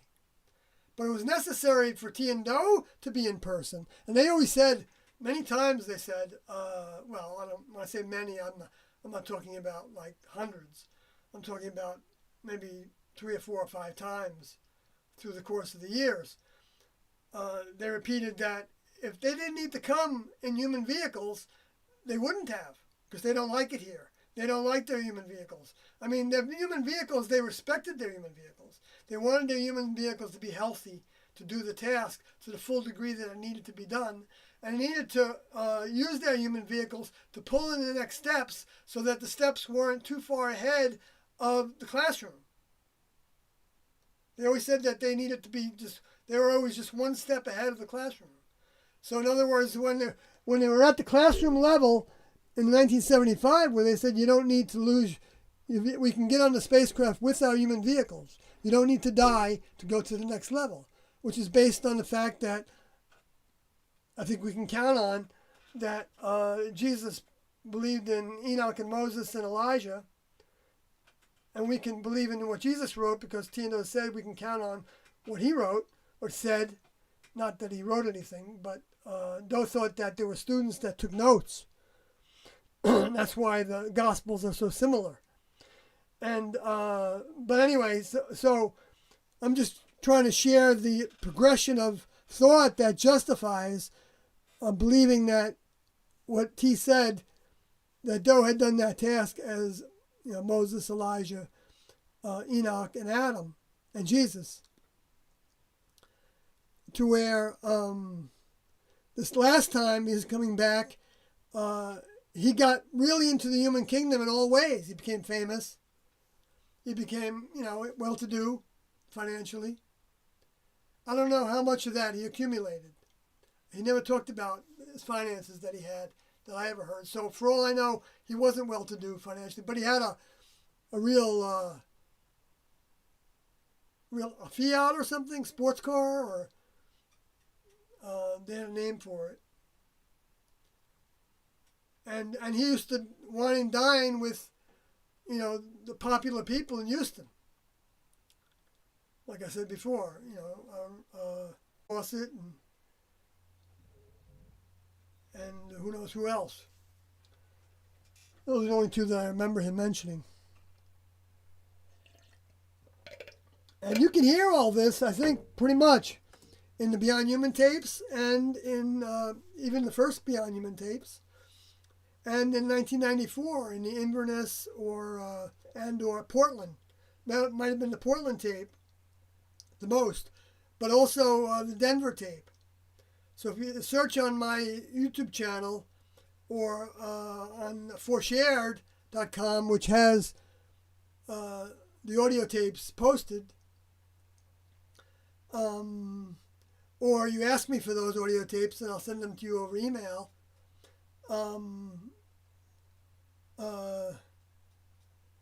then you can hear it for yourself as many times as you want to, where he talked about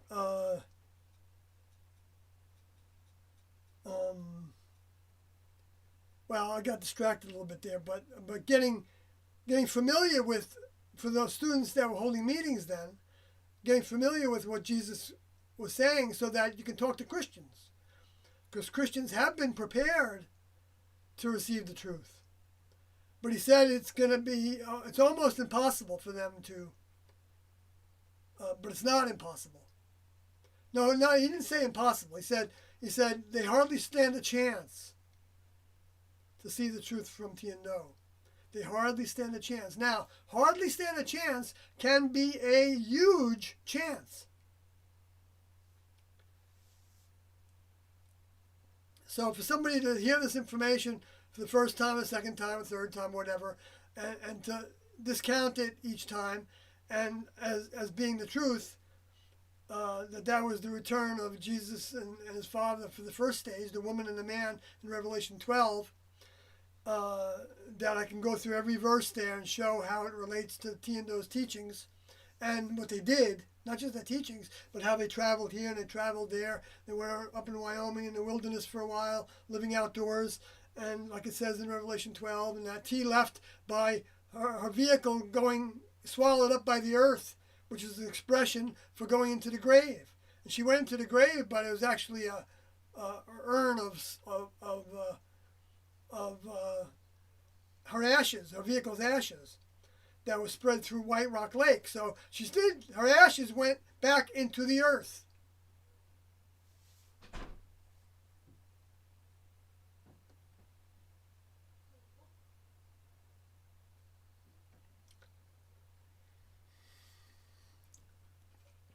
So then somebody can say, well, since it wasn't swallowed up by the earth, like in the grave where you dug a hole, the mouth wasn't opened because a lake is a lake, a mouth being opened. Well, why the hell not, right? Why the heaven not? Why wouldn't that be a possibility? Maybe they didn't want to be exactly specific. And maybe by not being exactly specific, we can look at the references of that expression of being swallowed up by the earth opening of its mouth in Revelation 12. And we can look at that and say, well, it didn't happen in the grave, so therefore it couldn't have been the Father returning to the heavenly kingdom, to the spacecraft and their previous tasks that they had. Previous tasks that they had, because they have more than one task, and so that's fine. If you want to believe that, fine, because that's where Next Level wants you to have choices, and they give you choices all along, and you can get some of those choices. You can think you believe in everything that they're teaching, or enough of what they're teaching to actually tell other people about it, and then you could be faced with something they said that you hadn't heard about, and that can be the straw that breaks the camel's back for you. And if you want to leave it in that condition, that's their choice. And I'm not saying that you go to hell after that. No, I don't know what happens to your spirit or soul. The Next Level can think that you did the best job you could under the circumstances, the way you were raised, and your genetic programming, and your opportunity to, your health of your vehicle mentally and physically, and what you've been through that made it hard for you to think that there could be a reality to this, to the degree to where you were willing to believe in everything that they taught, which is the objective. But it has to come to us on our own effort. No one's gonna brainwash you. There was no brainwashing in the classroom except for the brainwashing we had to do to our own brains by not accepting certain thoughts anymore and replacing them with positive thoughts. You might find, if you have a real negative experience in your life, that if you project positive thoughts, asking the Next Level to help you have those positive thoughts, and then calling on them when you feel negative about it, to have the strength to continue to think of it in a positive way, that that something might change, that somebody is doing that is negative. Now, the Next Level might even help that happen because they want to foster a belief in them. Or it might be exactly what the other person doesn't know how to deal with, because wherever they went dealing with what you are finding so negative, they thought of that as what they need to do that. That they have the right to do that, or they like upsetting the left or the right, whatever it is. And that's happening big time all over the planet. But, in terms of the United States, people write these memes with me's, right? The me's. They're all about the me. That, list all these things about Trump that are reasons to not believe in him. And fine. I don't think anybody should believe in him. But can he keep the opposition against the truth being shared to everybody at bay for a little while longer? I think he can. I think he can. And I think the people that are gravitating to him, even though some of them may, some of them are going to be people that are very negative towards people of a different race or a different way of religious belief.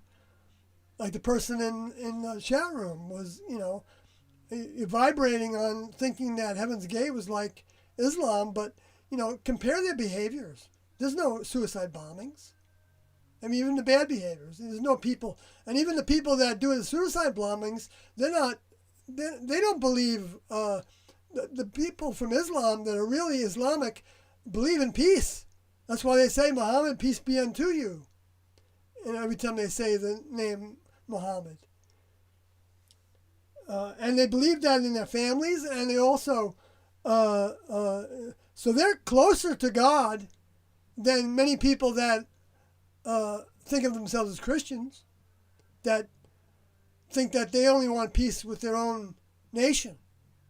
They only want peace in their own family or their own friends and corporations. That's where they want their peace.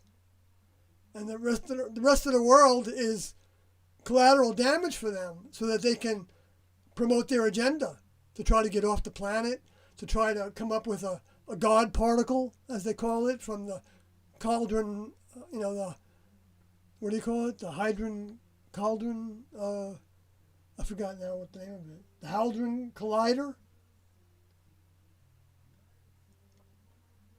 I just slipped my mind what that. HARP?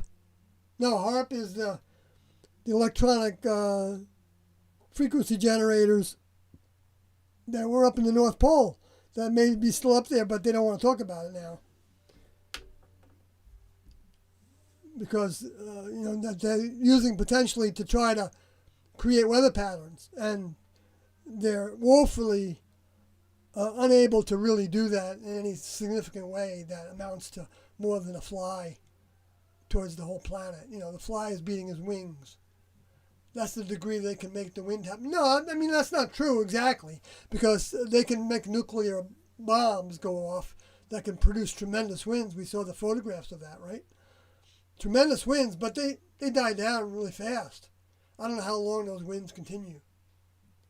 But the next level makes winds that continue for hours and hours. And that they don't have to spread radioactive materials all over the planet because of.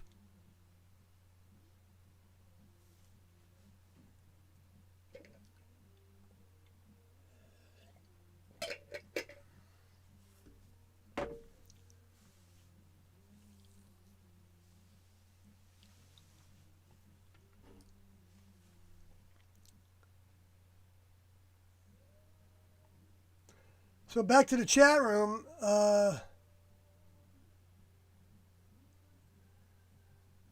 NXVX. I feel friendly towards everybody, even my foes. I only want friendship with and peace with. And I don't mean to be offensive to you, Stephen Kunkel, if you're still participating in this live stream. But I have to be direct about what I'm talking about, and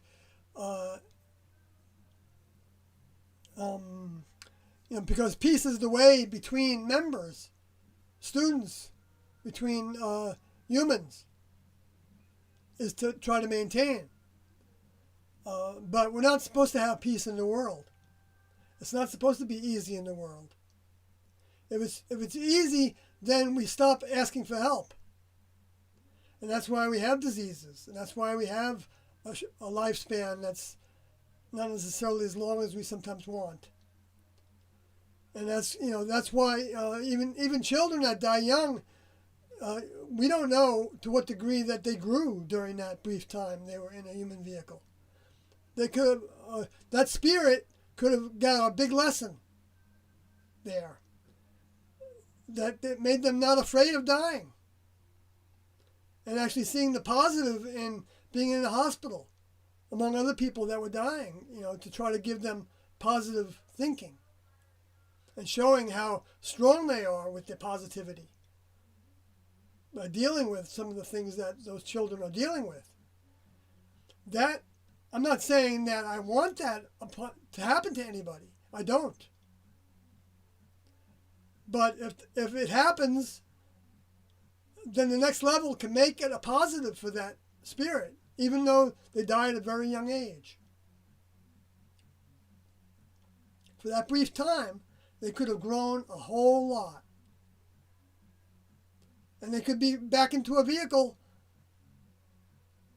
with that same spirit, working through whatever people became their friends and family, having them think about all the positives that individual provided them, that they wouldn't have gotten if that didn't happen. Well, they might have got it in another way. But those are harder lessons. And it can take years for somebody to be open to seeing the positives. And if we're asking the next level for help to see the positives, the highest source we can think in the heavens and project our mind to that distance, to that location, to want help with dealing with our problems, then the next level will see to it that we get that help. But that doesn't mean that we're still not going to have to work to keep out the negative thinking.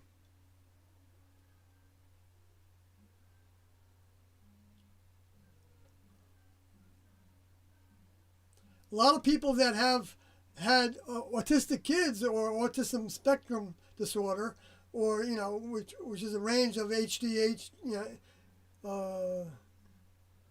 hypersensitivity disorder, and then HD, I think it was. I'm trying to remember what the acronyms mean in that case, but I know there's a lot of them. A lot of those parents, were blaming themselves because they were told by the medical community that it was genetic. And they're thinking, gosh, I shouldn't have even had a child if my genetic code is so bad. And they can feel like a deep subconscious guilt. And then when they find out about the vaccination programs and how many diseases were started by vaccinations, which you can go to John F. Kennedy's Jr.'s website, Children's Health Defense website, and you can see his latest posts. There's one there about the testing on children of the vaccine from England that's in progress of being voted for, and you can see another one that maybe it's not there, but another place that talks about how children, that 36%, I'm not sure they said that in this article, but 36% of the people that got the flu vaccine were more prone to getting COVID. And that was a study that came out of the Pentagon, the United States Pentagon, using subjects of the people that worked in the Pentagon for that number. I don't know if that number that can still be found, but if you can't find it, let me know about it and I'll send it to you.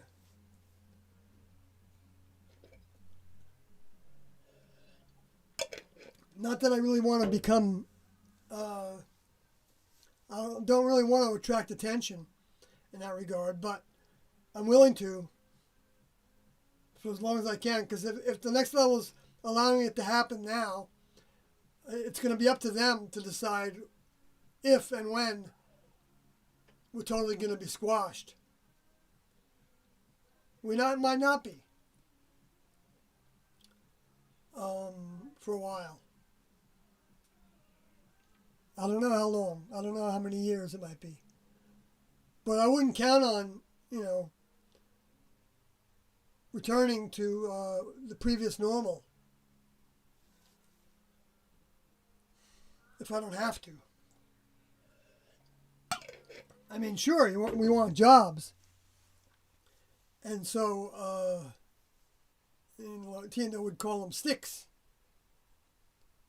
You need to earn sticks to pay for our food and everything else that we have, that we want to have.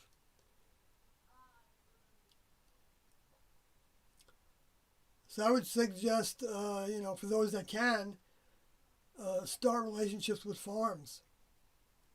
Work on the farms, work in the farms, exchange for vegetables or whatever. Cheese, meats, whatever you want that farm provides. I think also if you can, grow things that are good for barter. I'm not telling people to do that telling people. I'm just saying those things make sense to me to be thinking about while we try to stand up for Tiendo. Because without standing up for Tiendo, it's not going to be necessarily apparent to Tiendo that you want to be their student.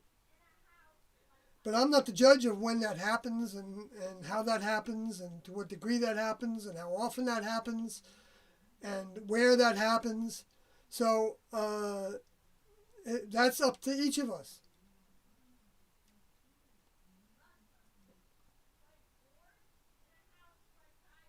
We do it when we feel ready to do it. We'll know when we feel ready to do it. We won't be able to not do it when we feel ready to do it, if we haven't done it already. And then we're still going to go gingerly to some degree because, the Christians say that because of Paul saying that you should follow the rules of the government, that was one of the ways he was totally off track. Because what he was referring to was where Jesus said, I believe, was where Jesus said, find agreement with authorities in the government, because otherwise you'll end up before the judge and potentially in jail. So you're looking to find agreement. So that means wearing a mask, because all these people are going to report you if you don't, and or you're going to you're going to have somebody's going to take your picture and find out what your name is, and and send your name to somebody. You never can tell what people would do, because there's been a lot of people that have been called snitches, and that's the sign of what has previously been called a communist country, to where the people that are in charge, they're not ruling by their decree. They're ruling because the people are believing in that if you say anything against the people that are in ruling, that you're a dissident and you need to be gotten rid of, because of how you can influence other people, and then basically you can threaten that system. That system might entail the government providing you with food and water and work and certain pleasures, like they've done during the coronavirus to a lot of people. And that might continue, because they'll have us under their control. And then they can make it to where if we don't receive their tests and their medications and their contact tracing applications, apps, and their tattoos that have biometrics associated with them, or whatever, there's a lot of companies that are developing these kind of things, RFIDs, and that's you can also see that in The Last American Vagabonds, talks that he gives, and he shows us the articles. He's not making that up. He doesn't need to.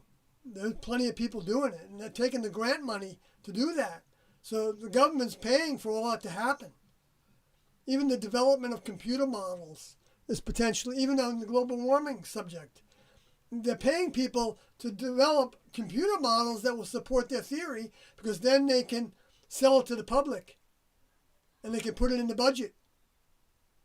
And once it's in the budget, it never leaves the budget. Unless, you get a president that wants to take that money and use it for some other thing, which can be equally as bad or equally as deceiving.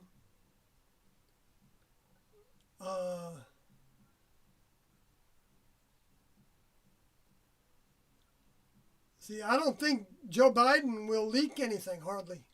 But then there'll be other ways that the powers that be want to leak things, like about the Space Force and the threat from space that Richard Blumenthal talked about on C-SPAN 3 in April of 2019.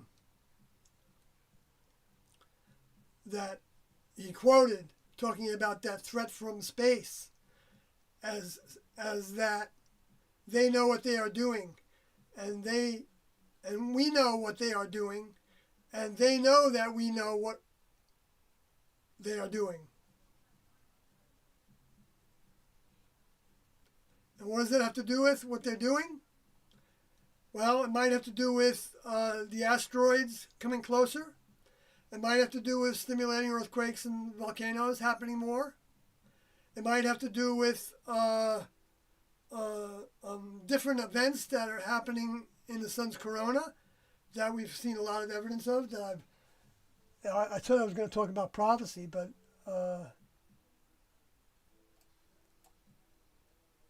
let me for a second go back to the Earth corona diagram, or one of them. Maybe I'll go to a new one. Sun coronal images.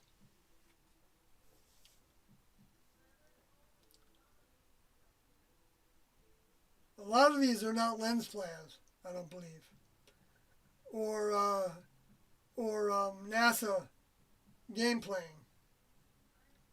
Because I saw the way Scott Waring studied pictures that you didn't see these things in the pictures unless you were really got a keen eye looking for them.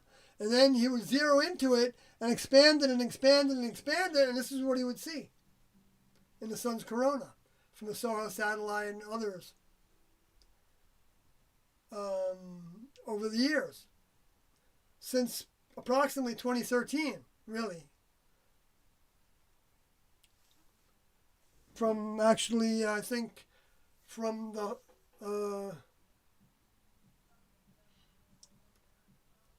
but they happened in other years too after that. Even to date, there's been some things that aren't on in this diagram. And I'll send you another bunch of those pictures. Because every time he would post them, I would copy them. I'd do a screenshot so that I could show it to people. And sure, you could say, well, I don't believe any of that. That's ridiculous. Or, there's just lens flares. Or, sure, the CGI. Sure. But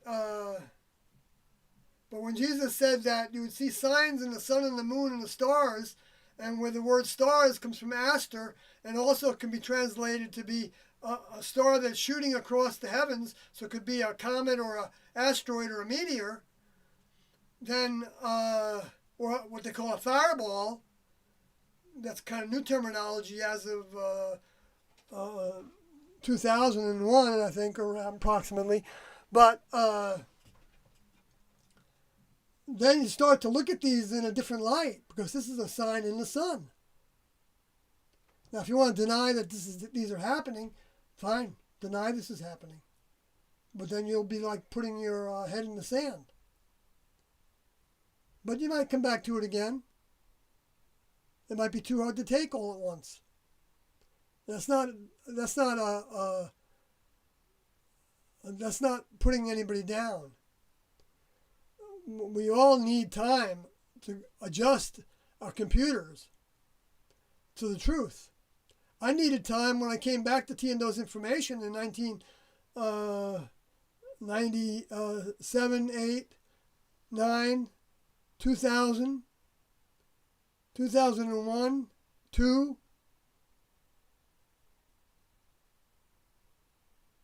Maybe even 3. Somewhere around there. They gave me a lot of things happened to me that were what people would call psychic phenomena, and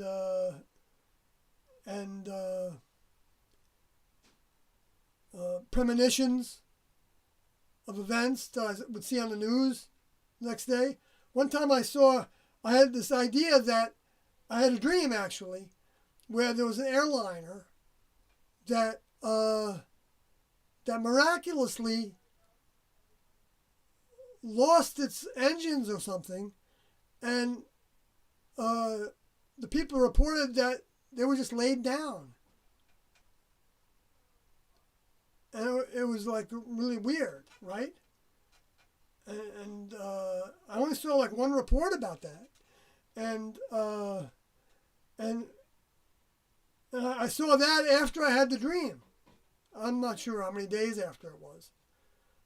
But when I had the dream, I wondered if that has happened or was going to happen, whether it was a real dream from the next level. Because I know that Tiendo taught that dreams can be used to communicate with students, that sometimes prepare them for the next day's lessons. And so you might find that you have a dream or something, or an idea, or a sense about something, or a daydream about something, or and then you don't know if it's what it is, and then all of a sudden you see an event in the world happen, maybe even directly to you, or in the news, or whatever it is, and you think, I wonder if that was. You might even think that it was. That it was from the next level. But it's always good to, I think, keep a question there so that we don't assume anything. Because the only things we can assume are the teachings from Tiendo in the book and the videos and the audios. And the other writings that are not in the book.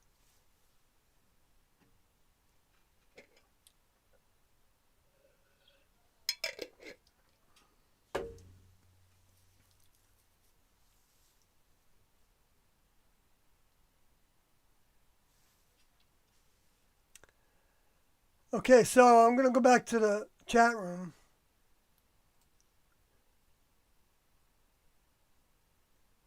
Hey, Kate's Biz, if you're still around. Stephen Kunkel.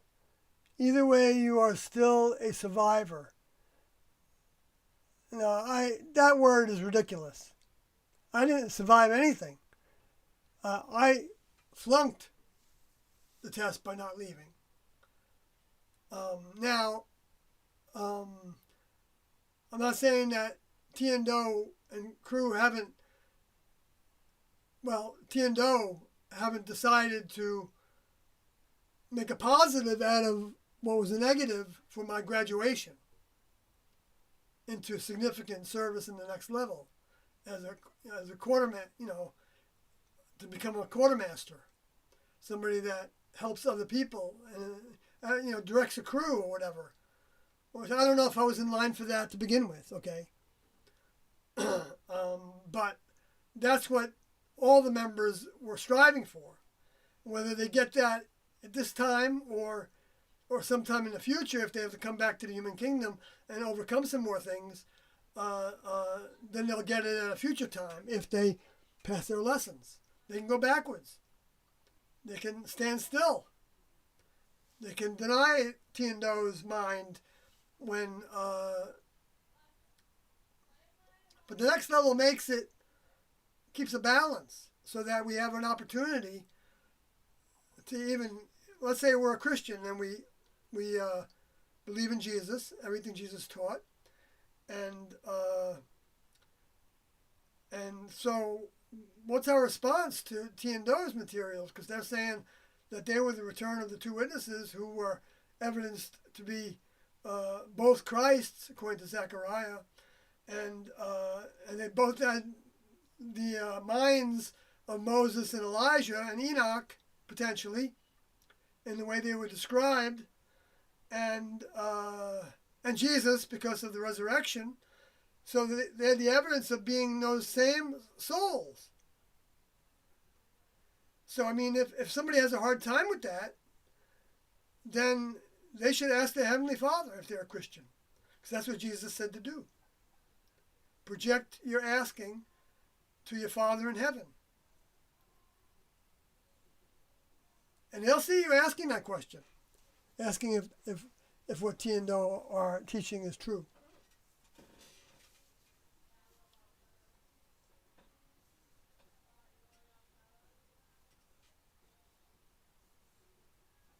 That's what Jesus said to do. Now, you can't do that. I mean, you can, but you can't expect to hear from them if we're just doing it like a vain repetition. Okay, without any thirst to really want to know, to be willing to change your mind, or however difficult it's going to be.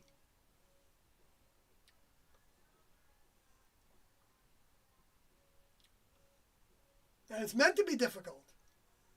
It wasn't difficult. It was difficult for Jesus' disciples to take on that task of preaching the truth, knowing that they would be killed because of it. And it was difficult being with Jesus sometimes, especially when they wanted to stone him, or when they thought that they were disciples. It wasn't that easy to tell a disciple, because I don't think Jesus wanted people to know who his disciples were, because he wasn't ready for them to receive the persecution he was receiving. Christians nowadays aren't receiving any persecution per se.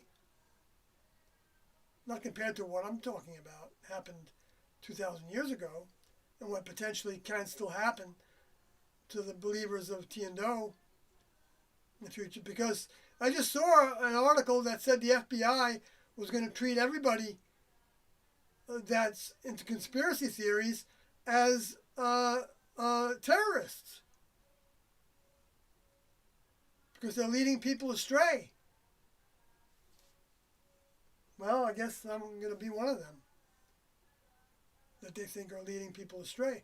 But Jesus' people aren't leading anybody astray, except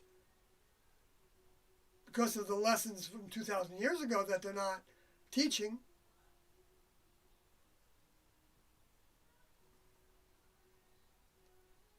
Most of the things that humans teach that are Christians are from what Paul wrote.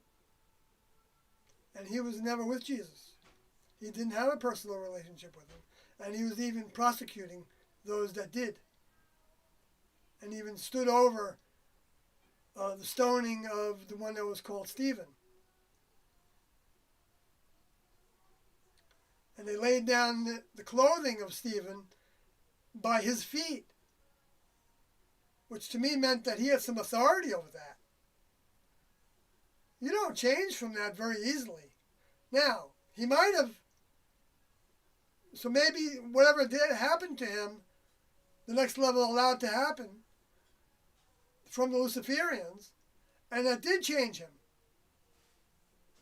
to where he became a student. But that didn't mean that he still didn't have his whole misinformation mind in him still.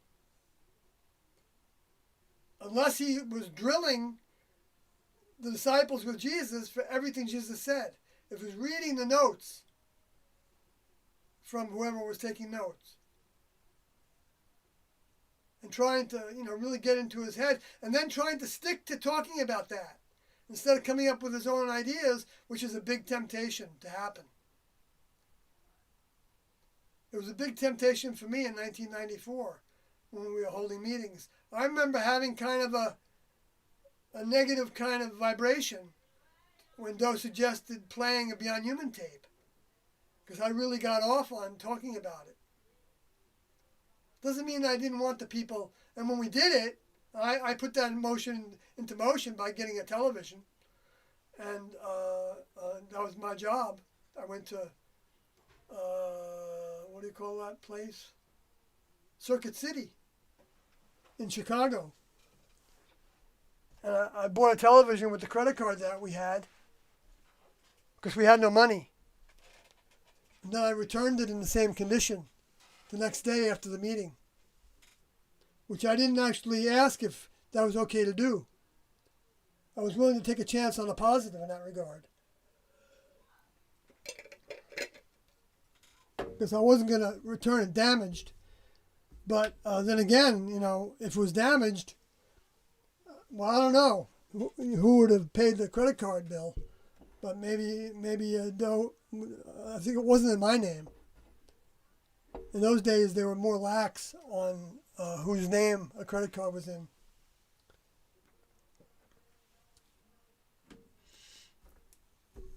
I learned that when I was writing software for McDonnell Douglas, their credit card system, as a contract that Cerroti was the prime programmer for, and I was the secondary programmer for. I did the interface, and he did the communications with RS-232, telephone line communications to their network, their databases, and their economic systems. I think we sold it for, I think it was $4,000 in 1989 or so.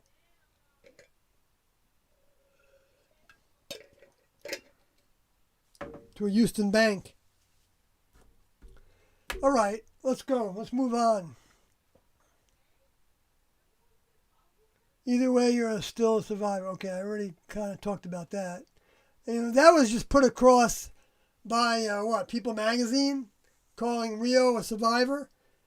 And maybe he thought, I guess he kind of agreed with that he was a survivor. But I don't know why he agreed with that. Didn't make any sense. But whatever, it's, I'm not saying, he's a bad person because he agreed with that. But he's got his lessons, the reasons why he dropped out as well as I did. He didn't drop out because Doe wanted to do a task in the world. I know that. But he did Doe recognize that his desire to drop out was something that T wanted to happen because T knew that he wasn't ready. And he even knew that he wasn't ready. He even said that right from the beginning, that he wasn't intending to lay down his vehicle. And that for years went by from when he did appear to be willing to lay down his vehicle. Because if he wasn't ready to do that, and he was talking to Doe about it, he would have been helped to make up his mind by asking him, well, do you want to make up your mind? You're willing to do this or not? If you're not willing to do it, then you should go find something in the world to do. That's the way we treated the people that did have reservations, that were the new members. They were given money and plane tickets or bus tickets to go wherever they want. I got $600 and a plane ticket to Arizona, Sky Harbor Airport.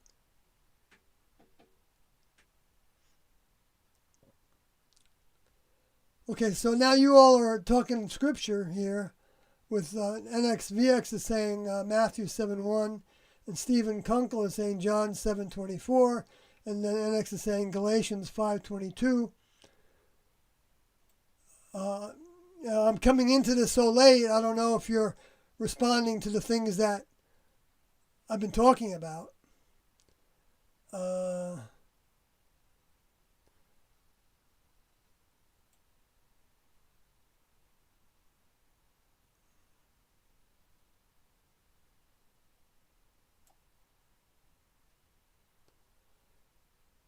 Let's see.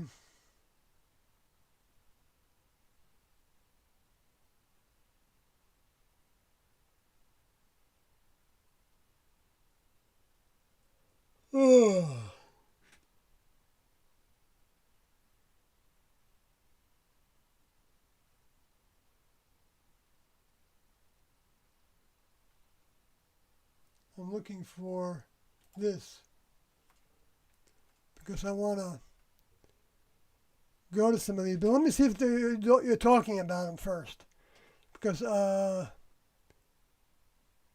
interested in them, and I'll look at them after this broadcast. But so NX.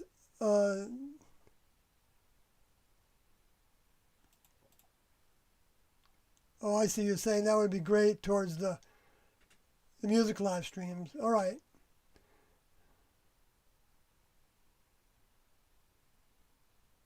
Well, maybe at one time I'll do a music thing before this one.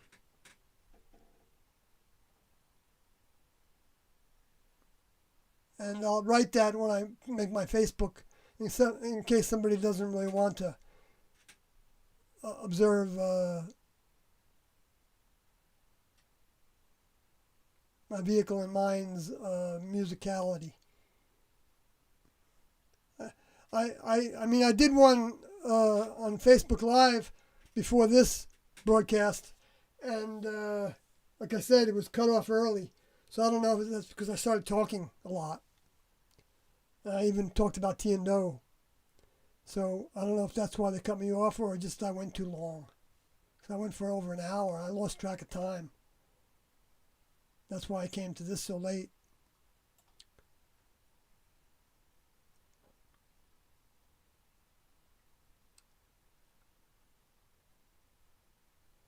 And Welsh Dragon says, "Hi Sawyer, I hope all is well. I'll give you a call this weekend." I'm not sure who that is, but once in a while I'll take a call on Facebook. The NXVX says, they said it was like looking into the face of an angel when Stephen stood before them and called them out in front of the Sanhedrin.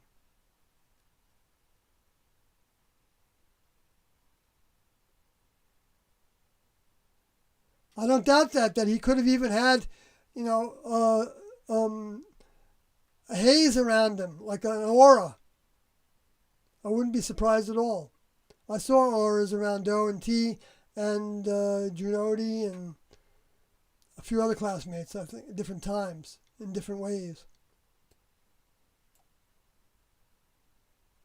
Yeah, Circuit City, right. Okay, so I really don't want to go to Hebrews. Oh, you're quoting it and say, "Do not forget hospitality, for through it some unknown to themselves entertained angels." Oh, yeah, right. Right, which is true. And Tiendo said that around hospitals, the next level is frequently present in order to take the spirit or the soul to their next opportunity to grow, or to coach it on what it was experiencing. I'm not sure all the things that they potentially could do, but they can communicate with those spirits, I believe.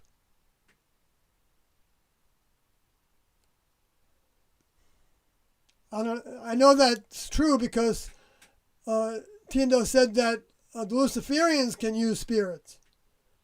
And if they can use spirits, the next level can use them, but use them in probably a different way based on their mindset, when their mind's eye when they died, their vehicle died. If it did like to look to the next level in whatever ways they thought about it, it could have been in the terms of God or Allah or Krishna or Buddha or highest source we can reach.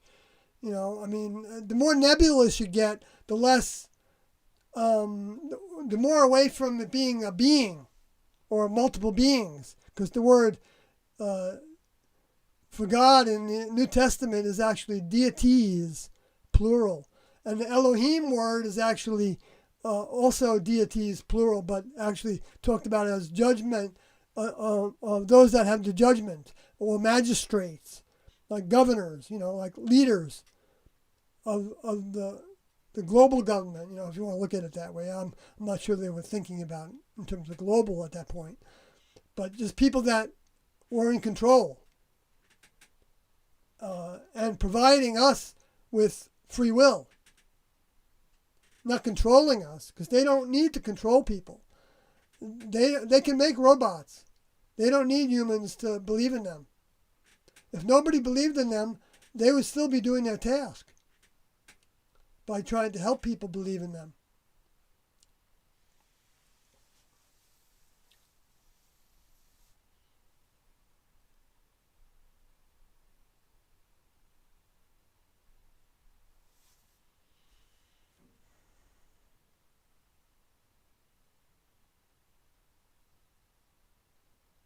Then NXVX is saying Job chapters 38 to 42 is a really awesome read, even for a non-believer. It really opens the mind to how much we do not know, the deep things of our Heavenly Father.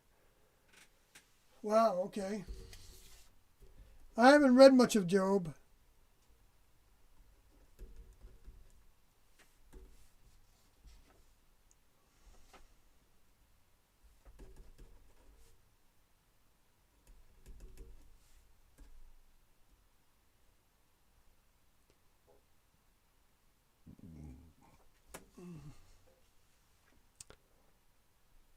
The whole time it's been saying I've got one concurrent user, but it seems like there's more than one person here at a time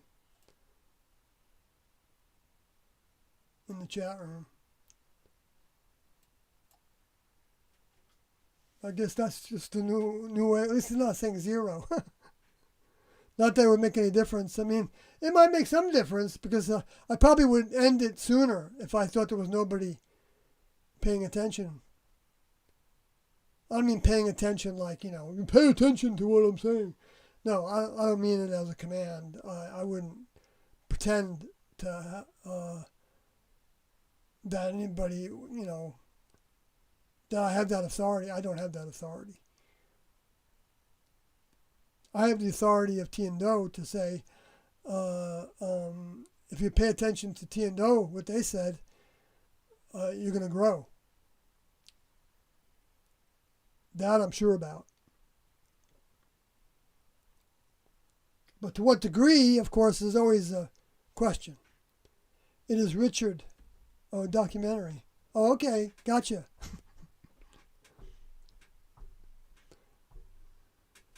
Welsh Dragon, huh? That's cool. And then Killusion says, 8 viewers on my watch. Oh, really? 8 viewers. Wow. And mine just says 1 concurrent viewer. That's funny.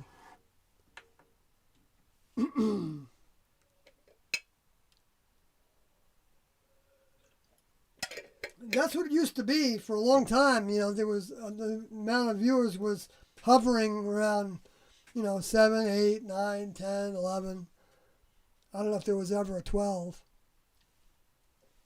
And the average listening time was like 28 minutes. I guess if someone tunes in and hears me saying the same thing I've always said, they can get bored with that. Or they got other things to do. They want to go to sleep, whatever it is, I don't claim to be interesting to listen to for the whole time. But then again, I can understand even, wanting to get some little thing that you hadn't heard before about T and Do or about the world, or that might be related to what T and Do taught. Or, and speaking of that, well,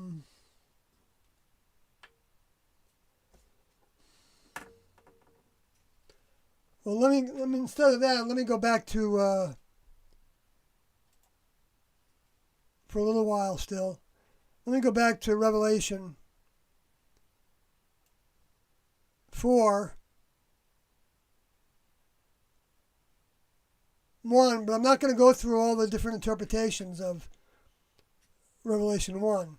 But after this I looked, and behold, a door was opened in heaven, and the first voice which I heard was as it were a trumpet talking with me, which said, Come up hither, and I will show thee things which must be hereafter. Okay, so he was raised. They were raising his mind to see more. Okay, now they might have taken him on a spacecraft with his mind, with his soul body. They could have even taken his vehicle with him. I don't know. They could have put him to sleep so that he wouldn't remember it, because it wasn't time for that to happen. Any way that the next level wants to do it, they could do it. So, the door being opened means there's a new avenue, a new street, door, a portal, an entrance, an opening, a closure, a gate, new gate being opened. That's the heaven's gate. Opened in the heavens, in the elevated areas above the earth. The sky, by extension to heaven as the abode of God, by implication happiness, power, eternity, especially the gospel, Christianity. Well, see, that part of it, I don't. Yeah, the gospel, meaning the teachings of Jesus. Just to call it the gospel anymore is kind of meaningless now. It's actually a detraction from the truth to just say gospel. Because in order to be a true Christian, we need to know everything Jesus said. And know that what was in context to me meant literally, and what seemed like it was figurative, and what was parables. Those are the three kinds of ways that I've identified that Jesus was talking. Now, we're not going to know what things are literal necessarily if we haven't grown to be willing to see more. Like, for instance, where it says that Jesus said that some people are born eunuchs, and some people are made eunuchs by men, and some people make themselves eunuchs for the sake of the kingdom of heaven, or for the kingdom of heaven's sake. Now, does that mean you're doing it for your older member? Yes. It's because you know that that's part of the program to get rid of your sexuality, and you want to do it if that's an option. You want to do it. But Doe didn't make that an option for a lot of years. And even when he first introduced it as an option in approximately 1989,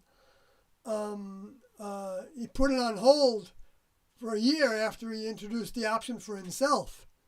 And then he brought that option up to a number of the male vehicles. Not all the male vehicles, but the ones that I guess were having the most difficulty with their sexuality. But he didn't want to shortcut people's effort that needed to be made in order to overcome the thoughts and feelings that could result in giving into degrees of sexuality.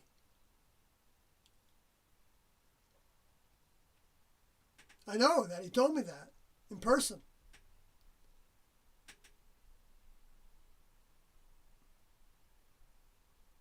And he said it also in a meeting. Probably more than once.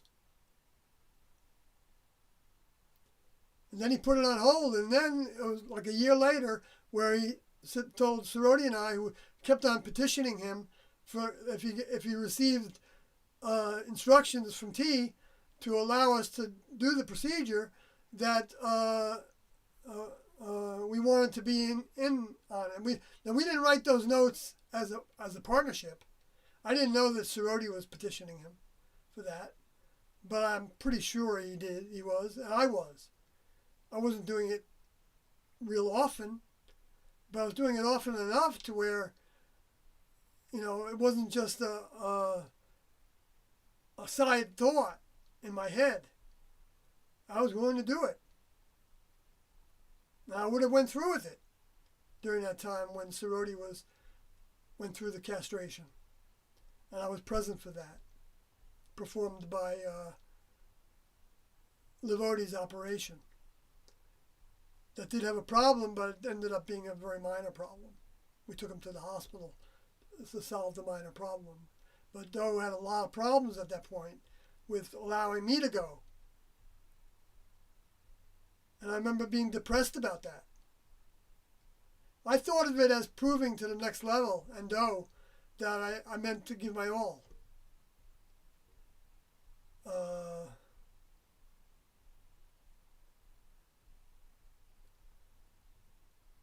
And I also thought of it as, probably thought of it as that I would be more elevated by doing that, when that wasn't necessarily true.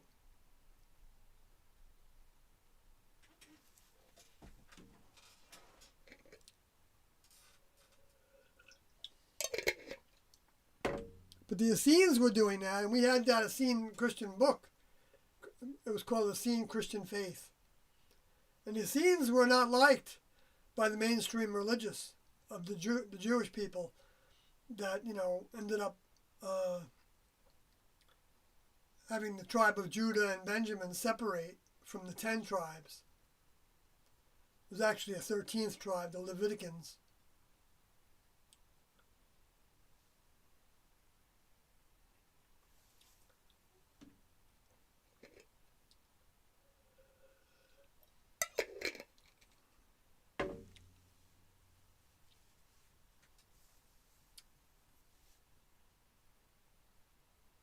Which might have been the ones, they might think of as the 144,000. I don't know how many Leviticans there were, but it doesn't have to boil down to that, because it's all the believers from whenever souls were deposited throughout the civilization, and even potentially from before that civilization, if they were saved from a past civilization.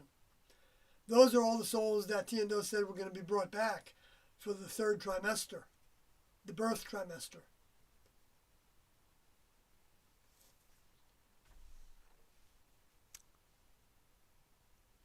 I'm going to read the next. Well, okay, it said, I heard of a trumpet talking with me. The word trumpet is a quavering, a reverberation, through the idea of quavering. A trumpet. Okay, so that's a sound wave. Now, Doe said that spirits, discarnates, were echoes. Well, I think of an echo as being a result of a sound wave, right? So maybe a spirit is like bouncing off of the electromagnetic field of the planet that is happening continuously, so that it continues to exist in some shape or form as a frequency module.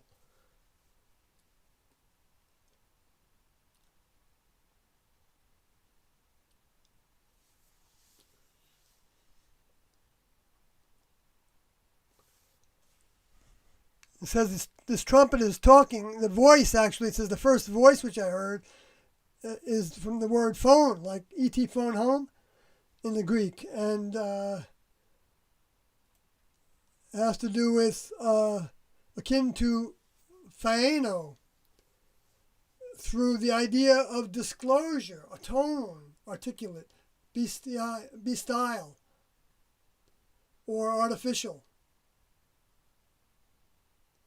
I don't think it has to be artificial.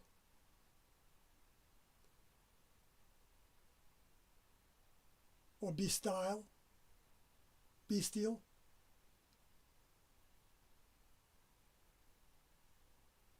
So I don't buy that. Well,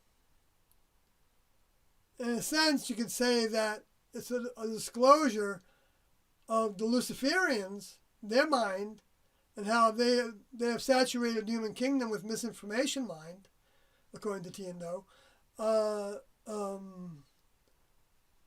Those Luciferians are provided by the next level. So in that way, they are providing disclosure of the bestial frequencies of thought. And they are artificial, according to T. She said that humans were a copy. Remember when she first said that, I thought, what does that mean? I don't understand what that means. Even when I was listening to the Black Hawk tapes, years later after I left, I didn't know what she was talking about. I mean, there was something about it being called a copy that just didn't make sense to me. And then it dawned on me that that's what we are. We are a copy of the atom vehicle.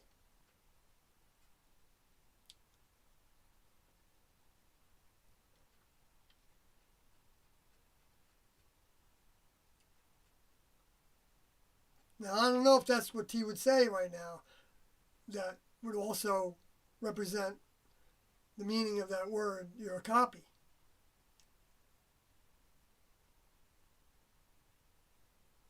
Because she would also say, you don't exist.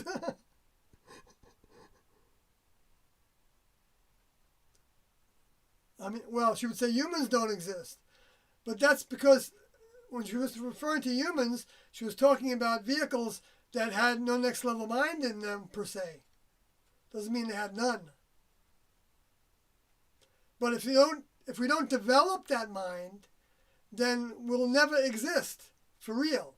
We'll die and we'll not be coming back for future opportunity unless the next level feels like the spirit can be of value to them. And then, how we come back is still up to them and when. Of course.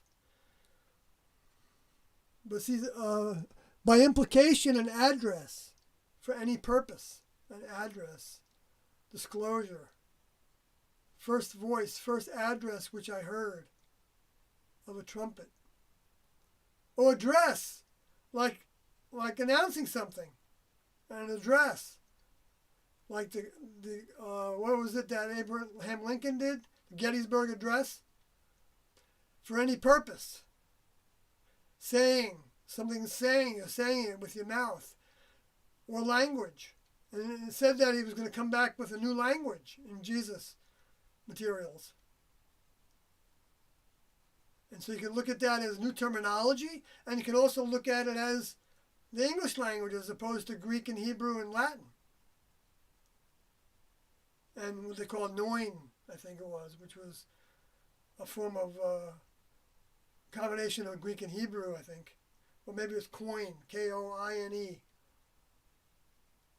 So a number of people spoke that.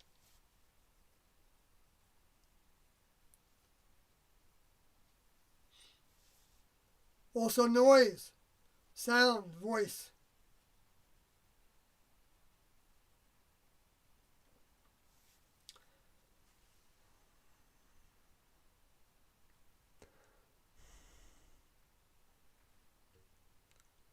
Okay, I got to get further on this because I went through that one a time or two before. And then it says, I immediately was in the spirit, and behold, a throne was set in heaven, and one sat on the throne. Okay, so sat means a position. They're taking a position, a residence on this throne. Okay, to sit down, figuratively to remain, to reside, to dwell. It's the way that also the word was used. I think it was a different word, though, in John chapter 14, 23, I think it is, where he says, speaking about his Father and him would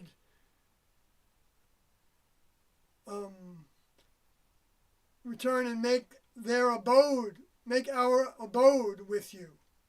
Make our abode with you. And the word abode only was used twice in the New Testament. So I guess it doesn't mean it. It's a different word here. And that abode also meant residence. Where the other word for abode that a lot of Christians quote and say meant the same thing in this instance is even just being with somebody else, like walking with them. And so they think that he was saying that he would come back in spirit and walk around with them. Which he did mean that. But he meant also as the Son of Man, which he talked about also happening. Son of Man means offspring human. And he wasn't going to be able to talk to people he didn't want to talk to people through visions and dreams and those kind of ways, primarily. Not that he might not have helped somebody in that regard, but, or curing of their diseases. He wanted to be able to speak, when he came back, he was going to speak plainly of the kingdom, and I already said this, I know. And no longer in parables, and also in John 14, talks about how he's going to show us the Father. Where before, we didn't see the Father. He said, you've seen the Father if you've seen me. But he clearly talked about the Father being a different person. If you look at the context in which he used that in many ways. And many times. Even in chapter 14.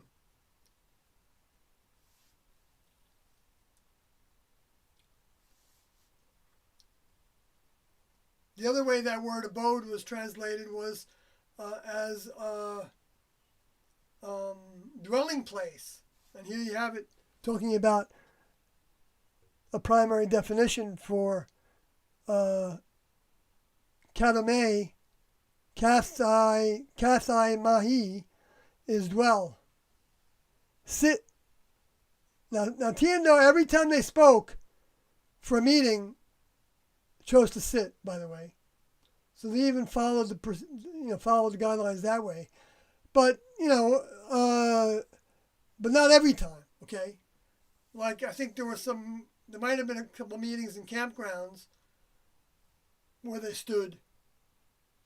And there were meetings, maybe in other times, a couple. And when they would come into the lab, like the Nutri Lab or the Yeast Lab or the Fiber Lab, or a lot of times they would stand and talk.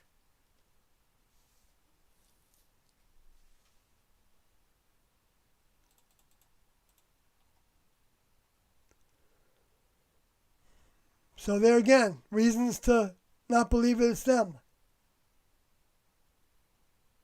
But 90% of the time, I'd say, or more, they were sitting when they were giving me all those audio meetings. Most all of them they were sitting. Not that that's a big point, but I'm just trying to point out all the different aspects of how they satisfied prophecy and yet still provided people the option to not think that they were being talked about as the return.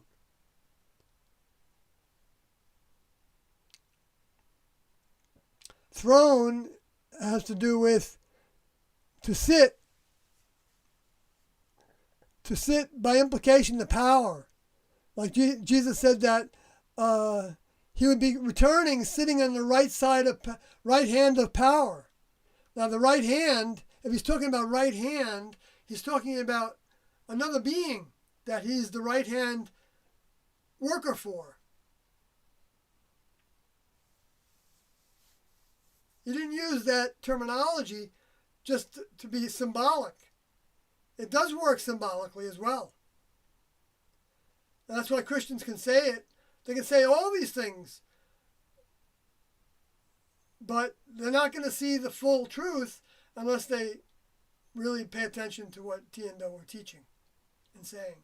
Not what the media says or their pastors have said about it. Or their, synagogue leaders or whatever it is. Because there's people that are of the Jewish faith that believe in Jesus now. And so they potentially can believe in Tiendo, I think. That might be a big step for them. But perhaps the next level, will save them because they made a step for future opportunity to actually recognize the updates. Because if they study Jesus' materials up and down, they're going to see the same things, characteristics taught by Tiendo. That we had to leave everything behind to be their student. And we were told that that you shouldn't have any aces in the hole. Aces in the hole was their words for it. In other words, you wouldn't have like a bank account that you could go back to and really still honestly be. But they didn't like search us. They didn't take away our driver's license or go through our wallets that I remember. So they wouldn't have known what accounts we might have still had in the world. It was based on, that old saying, that you're only fooling yourself. And that's true. Because if you had that ace in the hole, there was going to be something that you were going to be, like, always suspicious of. Like if it didn't work out, like getting a ride on a spacecraft. And thinking, well, I'll stay for 5 years because they said that by 5 years that should happen. And yet when it didn't happen after 5 years, only 1 or 2 people left immediately for that reason. I don't know if others left for that reason thereafter or after T left. But I think in all those events, people left. Yet for a large amount of us, it didn't faze us at all that the spacecraft didn't come in 1989. No, 89? No, 1980, I think. 79 or 80. When we were at Cave Without a Name in Texas. Didn't matter to me. I didn't join to get a ride on a UFO. I didn't hardly even believe in UFOs. It didn't dawn on me that there were people from outer space until 1987 or so. When Doe brought us the book UFO Crash at Aztec. We had the Roswell book before that, but I read it, but I didn't, it didn't like register. And that's the way people are now, too. And they can read things about T and Doe, and it just doesn't register as being true.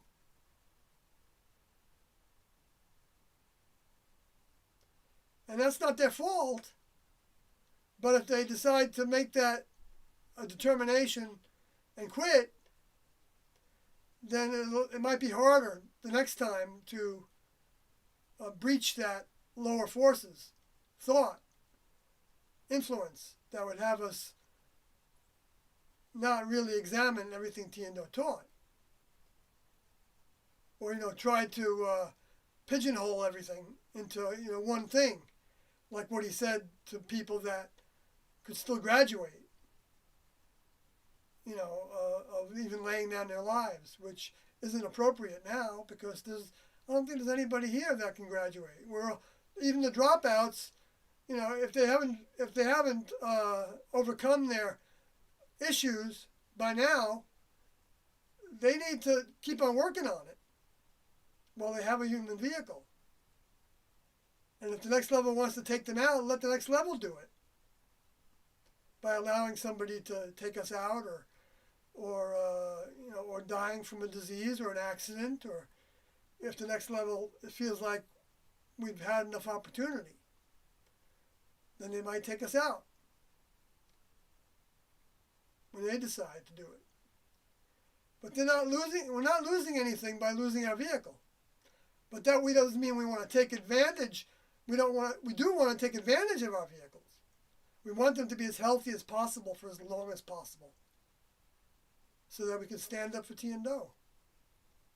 That's the primary reason. But there's people now that have no awareness of T and Doe, and yet are separating from the humanness you see around them, and not believing everything that the government tells them, and not going along with everything the doctors tell them, and not going along with everything. It doesn't mean that you rebel from everything and you do the opposites of what they say.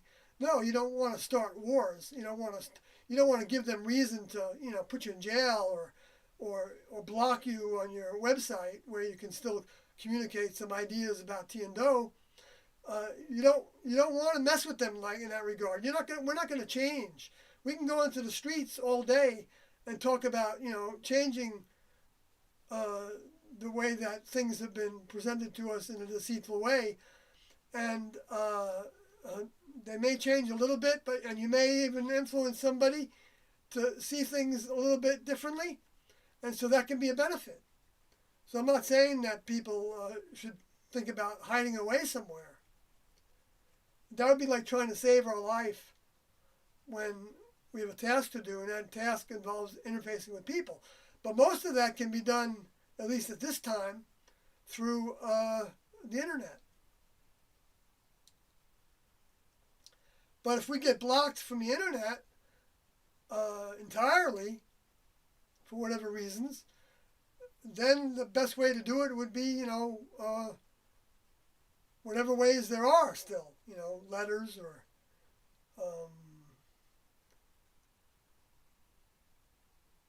maybe that's why they want to let the post office die. If they don't want people to be able to communicate in letters, if they end up stifling internet connections and, really censoring everything.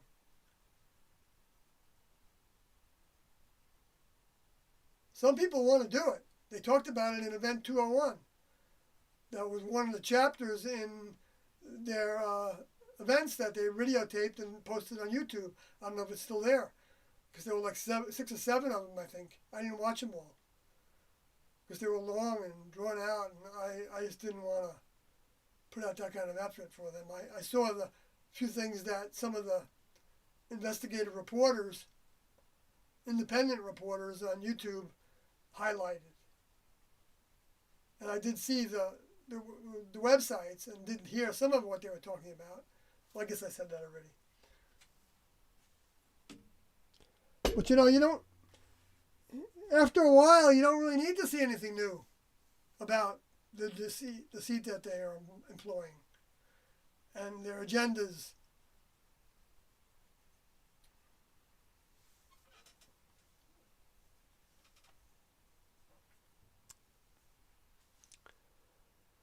Okay, I'm going to go down in the chat room.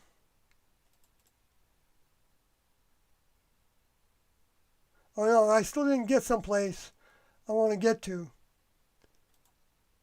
in that material. But I should probably go back there and make sure I'm still ticking. Yes, I am ticking. I got no error messages yet, so I want to try to end this before I might get error messages for whatever reason. So after I go through this and in the chat room, I'm going to call it a night. So make note, if you don't want to stay for this, then, I can try to put a timestamp, 3:08:21, or continue with this revelation. Piece of prophecy, the speaking, the information, the disclosure of information, the revealing of the truth about the next level and their plans for the future that they could plan ahead of time because they can put it into motion. And they know that the Luciferians are going to put a lot of it into motion, and the humans under the control of the Luciferians are going to put a lot into motion because they know how the garden grows. They know what those individuals think and what they want.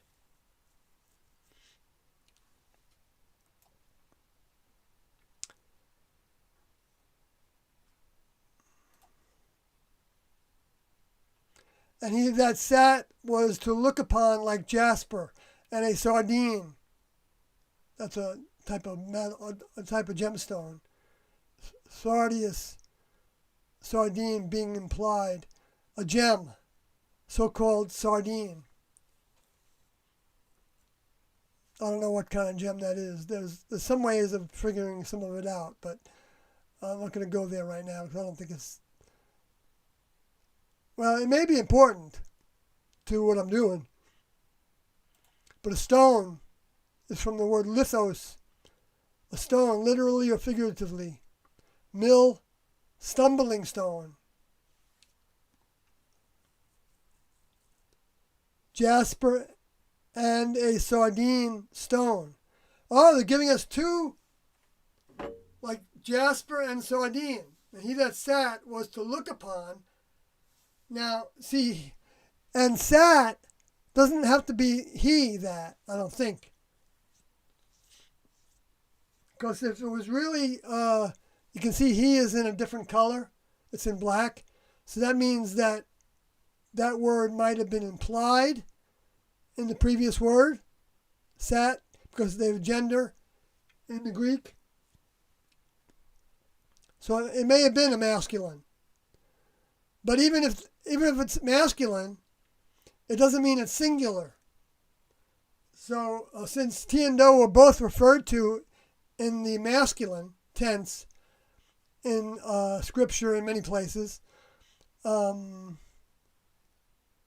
could say that this is talking about both of them. Upon like a jasper and, now when they say and, it can also mean and or, also even. And it can also have a time period between it.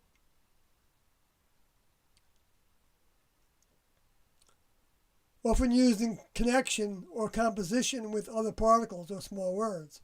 And also both. So this could actually be saying, and both sat, were,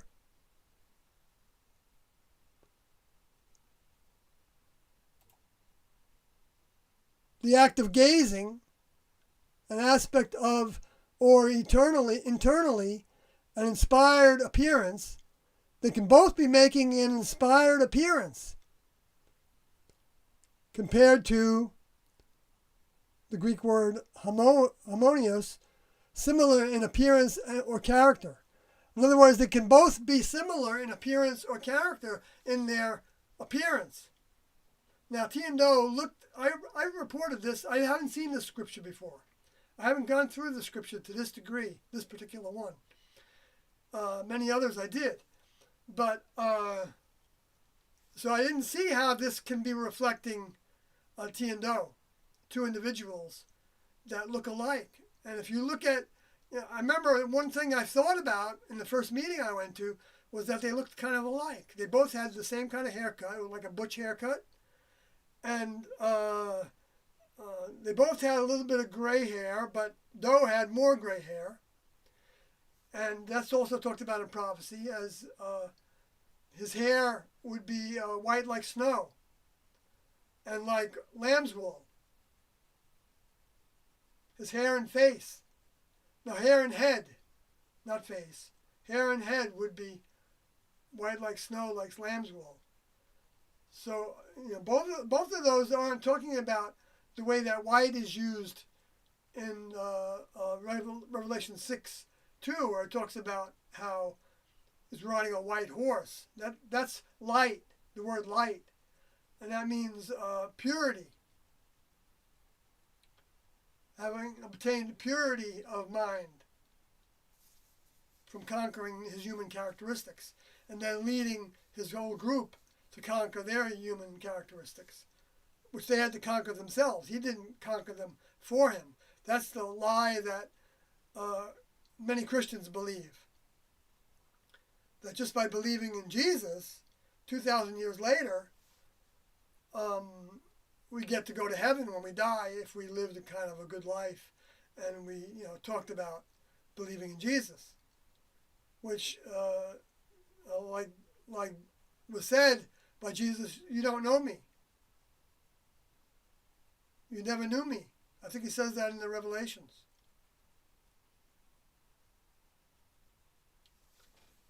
If you don't read what and listen to what ti and do taught, and recognize that, and look it up if you have to all the things that Jesus taught, especially reading the things in the back of the Heaven's Gate book.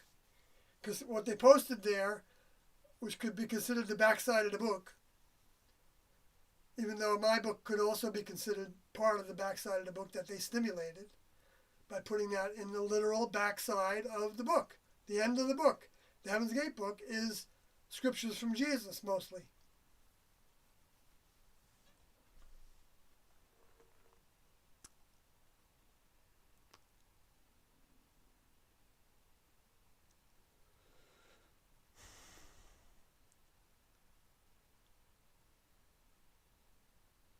like and plus manner. So like and manner, in other words, behaviors and ways, even physically, appearance or characters. It says, right. And most of the times I found that you can almost apply a number of, not almost, you could apply a number of translation options to most of the words that were translated to one English word. See, that's not doing a good job. But at the same time, the next level could have been in favor of that, so that the people that really wanted to know would dig for what other words could be there to get a broader understanding of what Jesus was saying, instead of thinking it's just these words and that's it. And if you think about anything else, you're like adding to the Bible, and therefore you're condemned to hell. That's Luciferian thinking. That's purely Luciferian, space alien, fallen angel, misinformation thinking.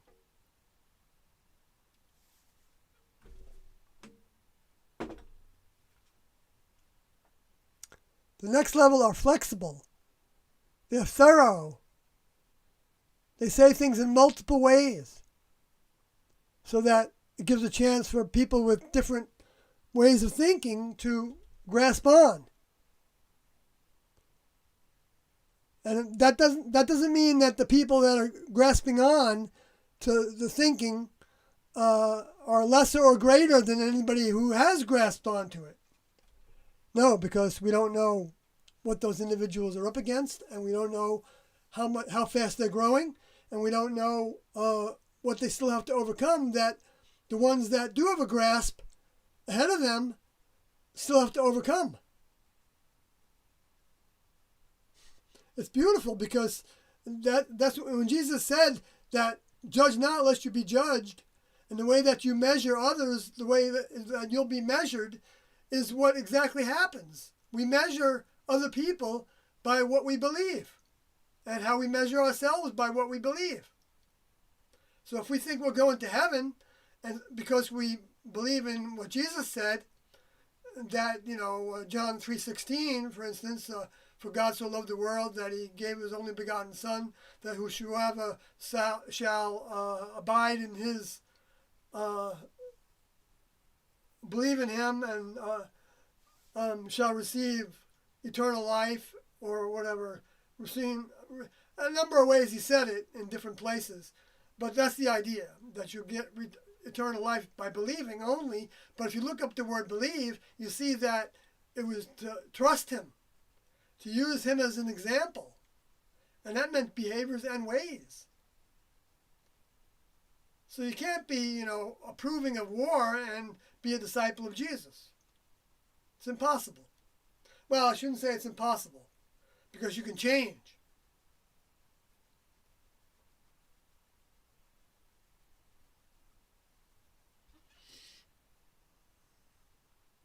And the reason why we don't believe in wars as activity that the next level approves of among humans is because the next level, even if we lose our vehicles, that's not the end of us. If we've got a mind that has grown in next level ways, and that might be just being anti-war. It might be also being a little bit confused about it, maybe thinking that there's a time when it might be right, and I don't know how to address that, because Tiendo taught that they didn't even think making weapons to kill other humans with was from next level mind to do. But does that mean that it's wrong to own a weapon? No. Do talked about owning a weapon. Or not a weapon. He talked about owning a gun.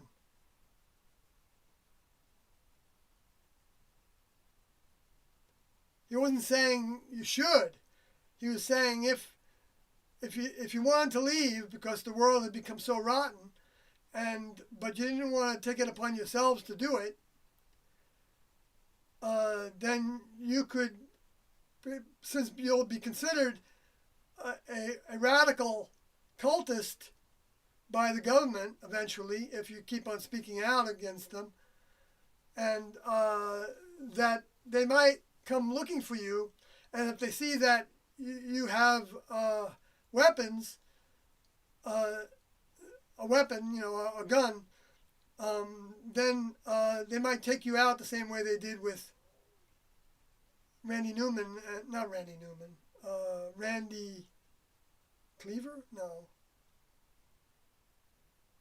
Randy Weaver and the Branch Davidians. Not saying that the Branch Davidians were in a good place, but in terms of them being students and being willing to lay down their lives for what they believed, they, some of them, I think the next level paid attention to, because Doe even compared them with his own students and wondered if his own students would be that dedicated to his teachings. Even though it was night and day in the way that David Koresh was acting and teaching compared to Doe acting and teaching. There wasn't any sexuality in Doe's classroom, except unless students participated in it, and it never got reported. And that did get reported a few times. I can remember 2 times where it was reported by Nora Odie and Alex Odie, not together, different times.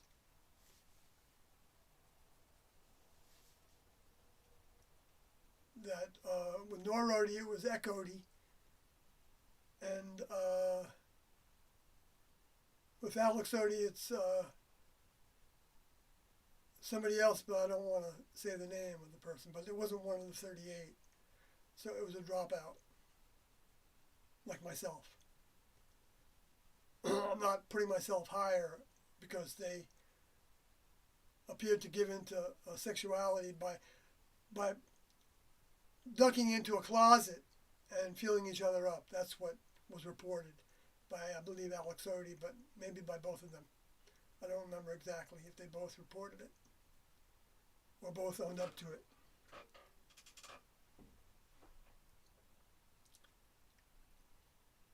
But Nora Odie was years later that she told the classroom.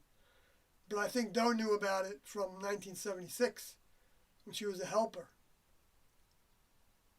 And that Eck Odie influenced her to have sex to some degree. Maybe on more than one occasion during that brief period of time.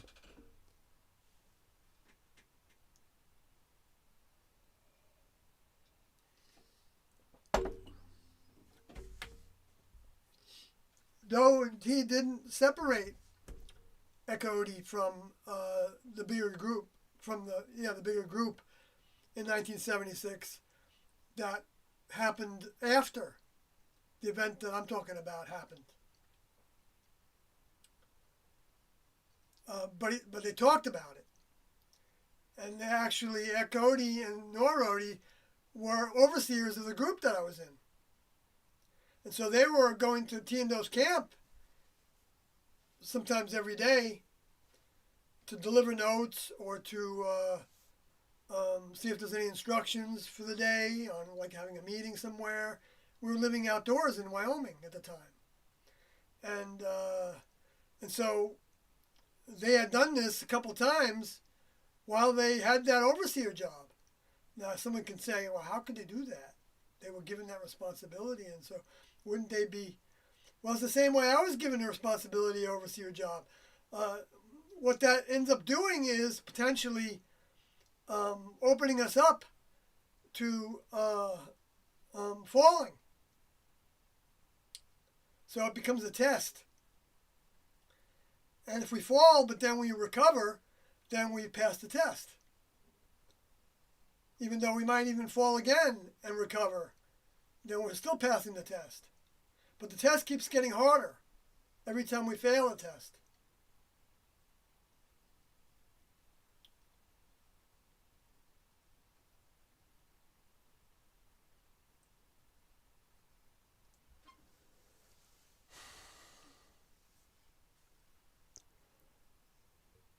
Jasper and sardine stone.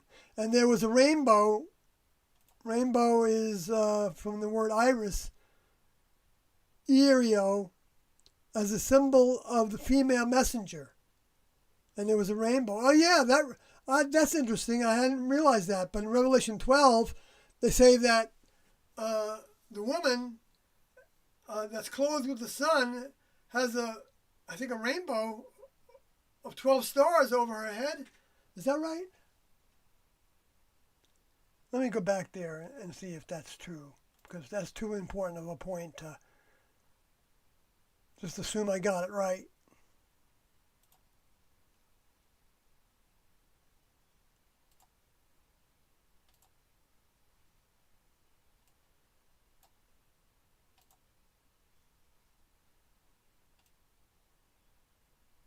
And there appear a great... no, it doesn't say rainbow there, but I think it says it somewhere else.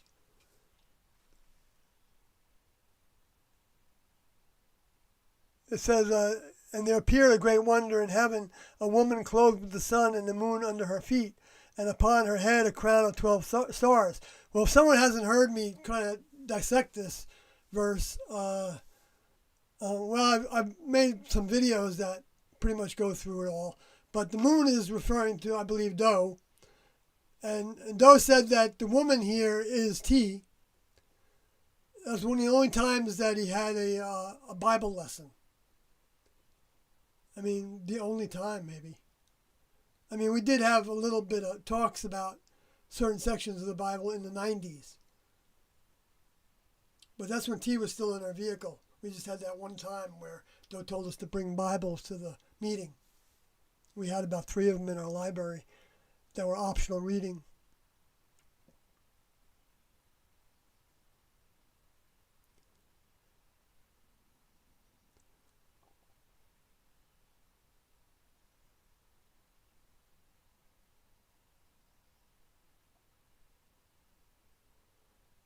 I'm just going to go through this fast to see if there's a rainbow in here. I should just search on it, right? All right, I'll do that.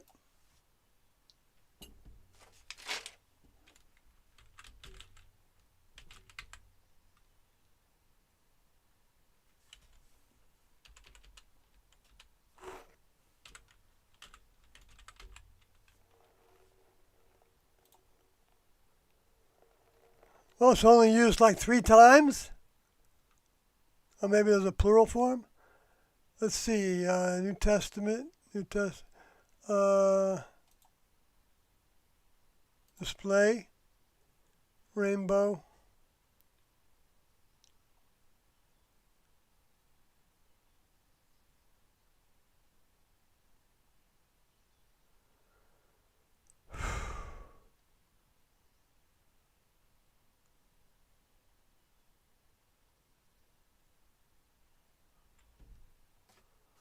I have to go through so much to see this. I should use the other software for this. Oh, there it is.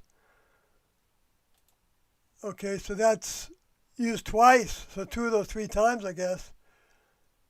And the other one was from Revelations. Oh, darn. I forgot about this.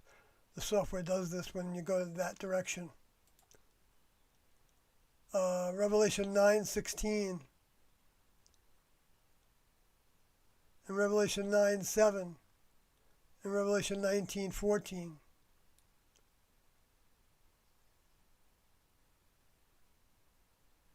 No, Revelation 9:16. I'm sorry, not all those other ones. So Revelation 9:16. Let me just go directly to that, because then that can help me do this without this. There's a problem with this software. Revelation 9:16. Okay.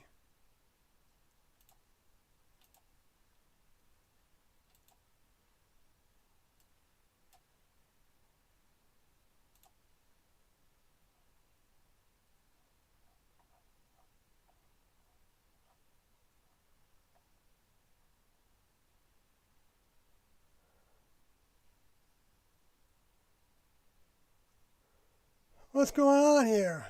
I don't see a rainbow here used.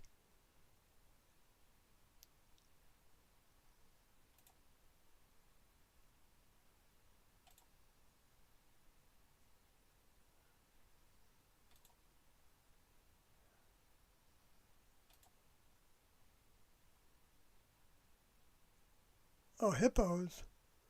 I think that maybe there's a mistake on this.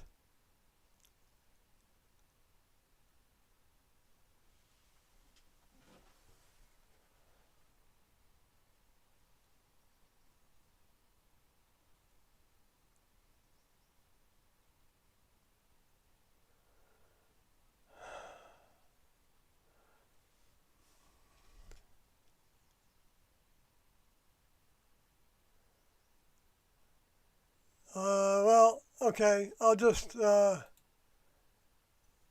back.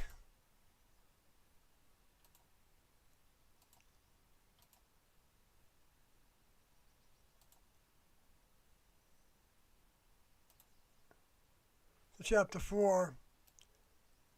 And continue on for a little bit still.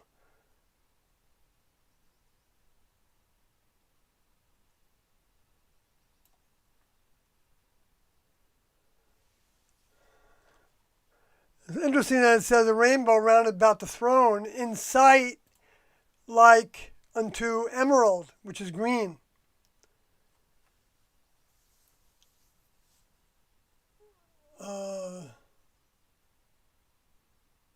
So first you have jasper and sardine stones even, and there was a rainbow round about the throne in sight like unto emerald. Well, I think that's describing Doe in his next level vehicle, I guess, or his graduate vehicle. Oh yeah, well it says in Revelation, I wonder if that's the same word. Iris, Revelation 6. Is there any Revelation 6 talking about bow? Because it talks about how he has a bow in Revelation 6:2.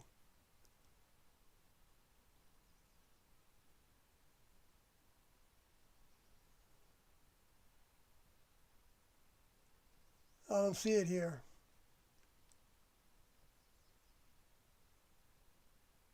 Or 10:1 and 4:3. I saw another mighty angel come down from heaven, clothed with a cloud, and a rainbow was upon his head, and his face as it were the sun, and his feet as pillars of fire. Right. So this is depicting Doe's arrival, I believe. You have chapter 10. It was coming down from heaven. So that's coming from the next level, from the elevated areas, from the stars. It's not something that's being developed on Earth, except for the way that he takes over a human vehicle. And that's when it says clothed with a cloud. It means he's going to be covered. You're not going to see that it's him. And even the spacecraft is going to be covered. So they can say it in different ways. So clothed means he's going to be wearing a human vehicle, and cloud means he's going to be in a spacecraft that we can't see. And a rainbow upon his head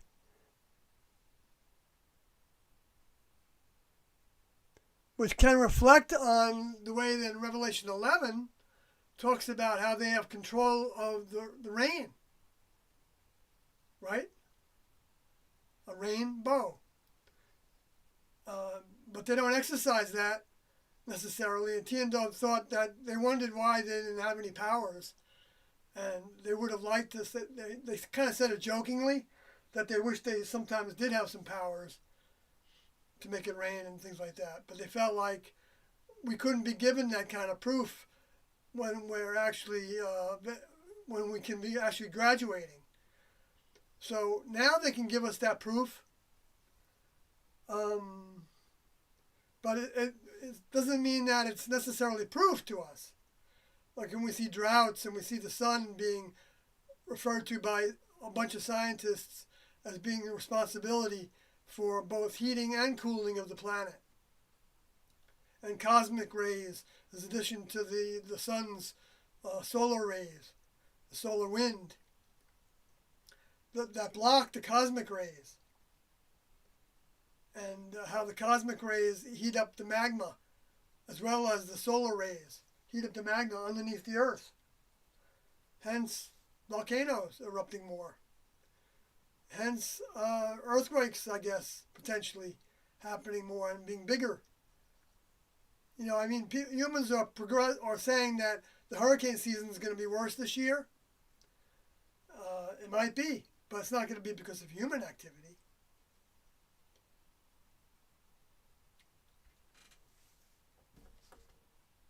They can think that they're that great, but they're not. I'm not saying they can't do things to affect the weather, but the next level is probably not going to let them do much.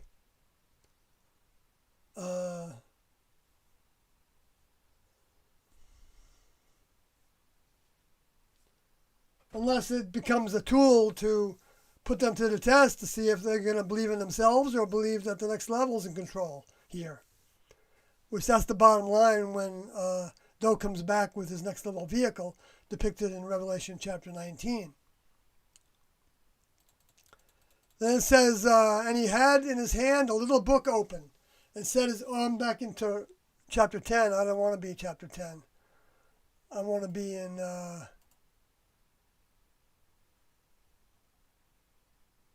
chapter 4. And round about the throne were 24 seats.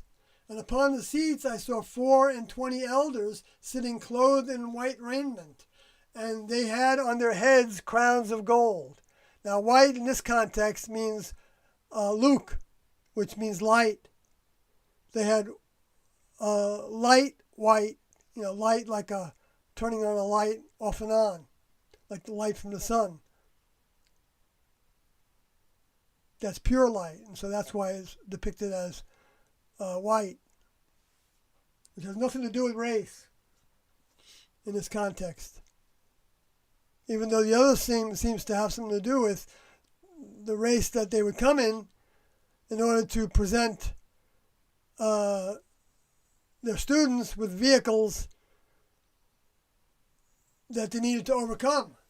And maybe all the people that took white vehicles had to, even Destody and others with like brown vehicles like Jamodi, brownish vehicles in their skin tone,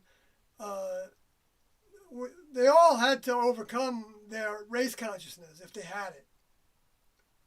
I'm not the judge of who had it and who didn't have it. I know Destody had a hard time with it for a while, and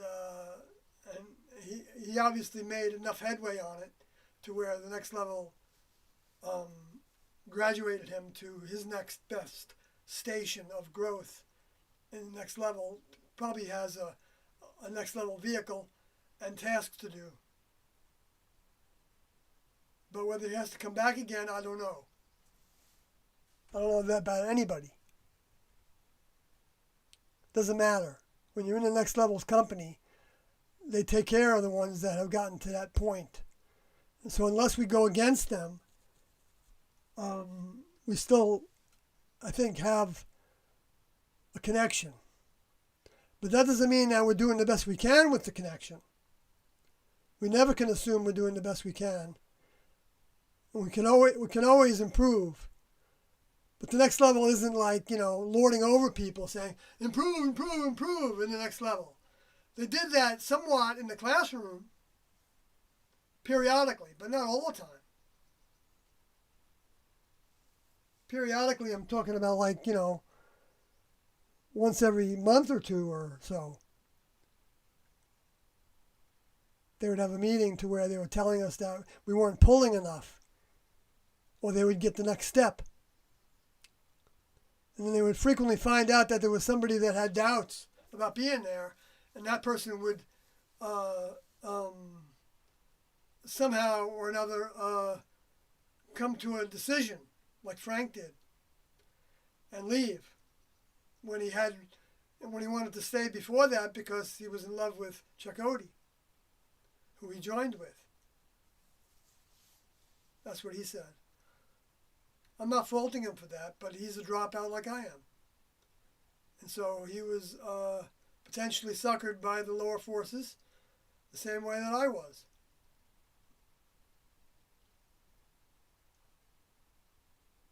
But even that, I can't judge of Andoti the same as I was, because maybe he was ahead of me in a lot of ways, you know, or maybe I was ahead of him in some ways.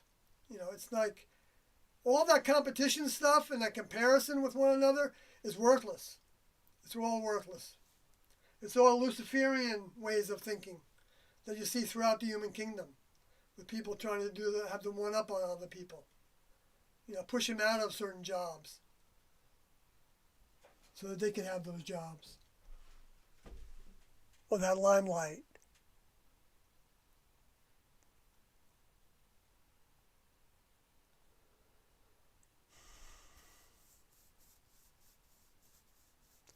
Though did refer to the 24 elders at one point, being the numbers had gotten down to 24.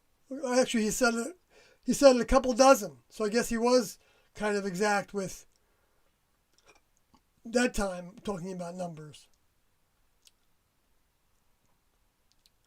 And those 24 elders would be sitting, in other words, have positions, clothed in white raiment. In other words, they had overcome a certain amount of their humanness. And they had on their heads crowns of gold. That's a way of saying that they had overcome the world.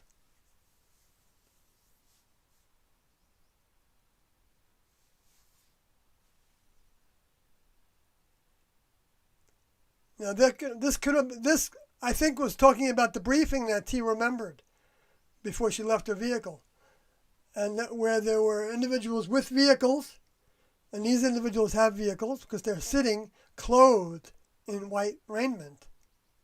Raiment is clothing. They said it twice.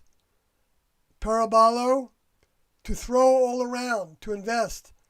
Palisade, or with clothing, array, cast about, clothes, put on.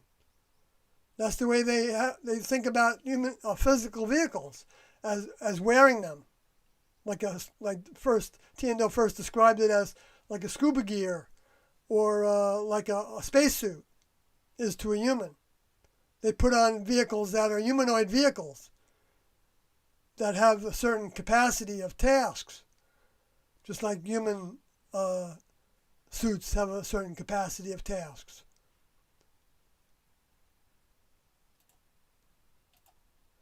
So raiment and clothes are different words. And raiment is like put on a dress. Apparel, cloak, clothes, garment, raiment, robe, vesture. So it's a white raiment, so it's describing the vehicle that they had. So they must have got that vehicle from their previous experience with Jesus. That's what I suspect. And that's what relates to T saying that she remembered the briefing, to where there were individuals with vehicles, and then there were a bunch of individuals without vehicles around the outside of the ones that had vehicles. Like round about the throne, because they were at they were holding the meeting, so they were round about them. They are the throne. They're the headquarters. They're the older members. That this task is that Doe said that he was the chief administrator of the earth. I know it's hard to believe, but it's now hard to not believe. The more we learn about them, the more difficult it becomes to not believe, and the more it challenges our influences. And by challenging our influences, it's challenging our loyalty to the human kingdom. We're separating from the human kingdom, which is part of the process. The overcoming process is a separation from the human kingdom in all ways. And we're all going to separate from the human kingdom when our vehicles die, like it or not. So it's who we choose to lose our vehicles for, in service to. And Doe said that worship actually meant work for. Work for. Gold was depicting, what T would say was that you were purifying the ore into gold. She also said that it was like the process of basically making your mind only contain next level information, or at least 51%, according to Doan and Beyond Human tapes, so that your decisions are based on next level ways of thinking and acting, not like resorting to the things that our human vehicles want. Now that's up to us to recognize. That's why it's a difficult lesson, and that's why it takes time also. But the amount of growth that we obtain and the speed of that growth is up to us. We can pass up our older members, theoretically. But the older members have learned to grow so fast that that's not going to happen. I'm going to say probably not going to happen, but I think it's even more remote of a possibility than that.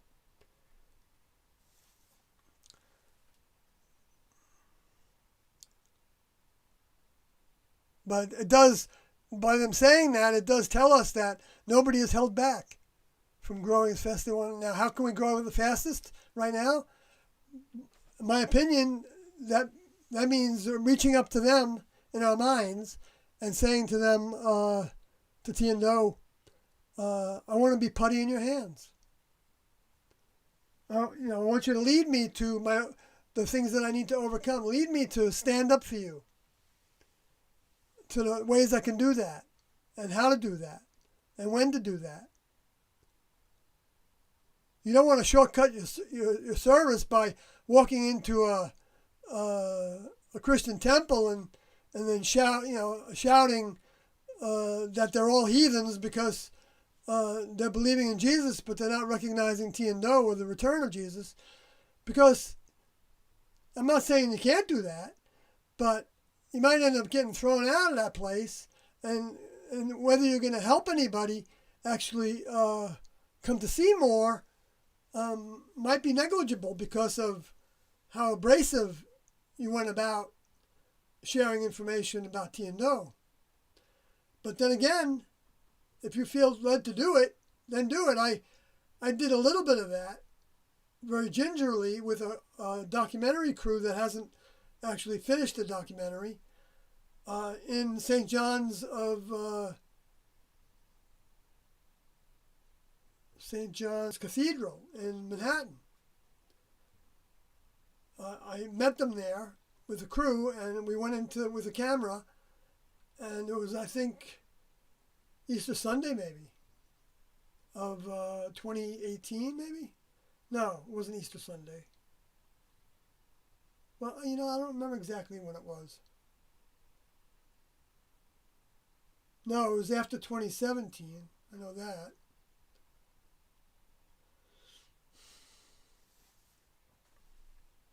So it might have been 2018, but I don't remember the exact day it was. But I thought it was a Sunday, and it might have been Easter Sunday. I don't know. I should try to get that material. That if they're not going to produce a documentary, I should see if I can get that from them. Maybe they'll sell it to me, because it's nice to have that professional footage.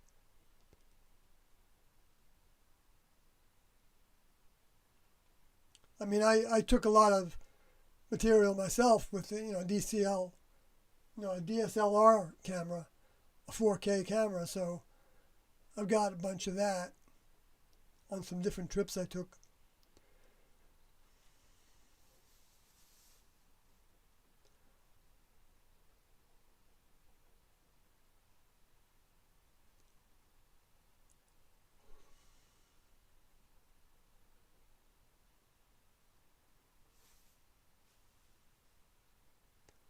I'm going to keep on going in here.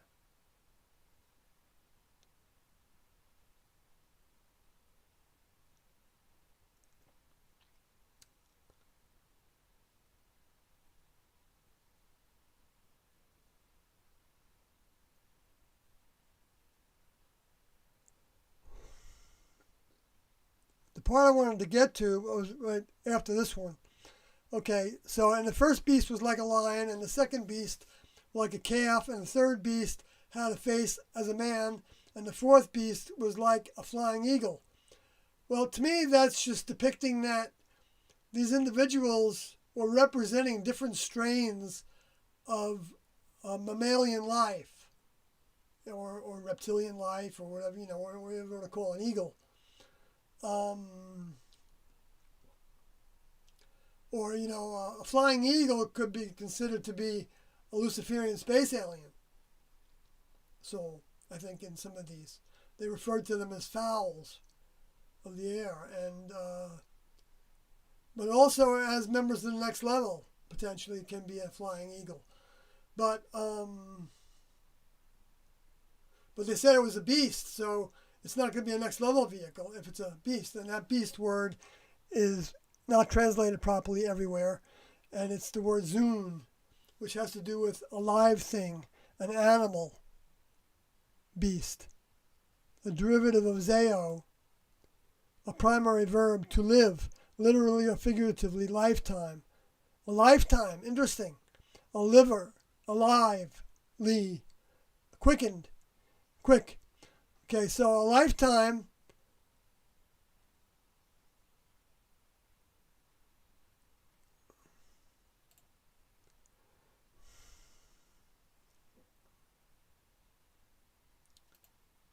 so then there was then a lifetime incarnate in a human vehicle that was part of the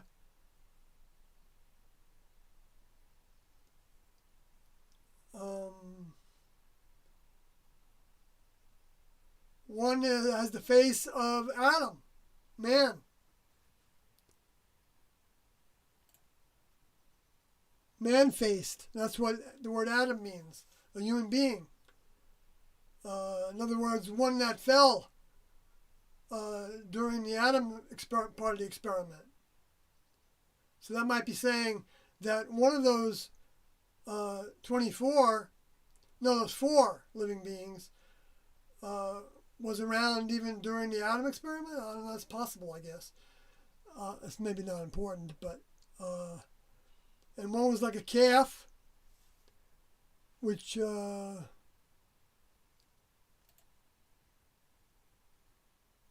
shoot, strengthened form of oshos. A shoot, a young bullock, a calf.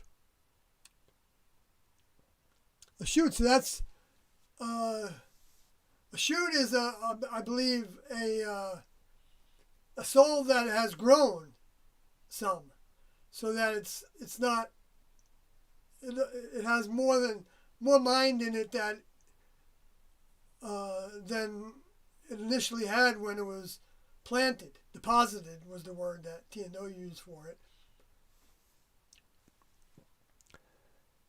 So the first beast was like a lion, and notice it says like in that case. So it's talking about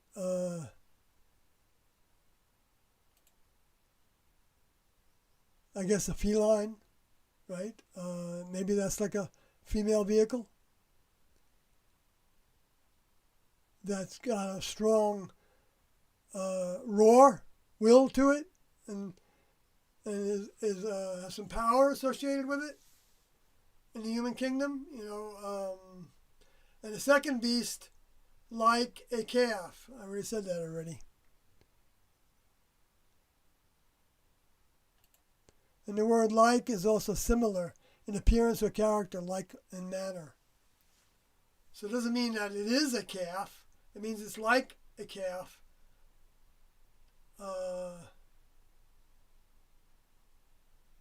I'm not sure how to describe that, how to, try to put another interpretation on that, and it's probably not important that I do because I'm probably wrong anyway. Or, it might be a little bit right.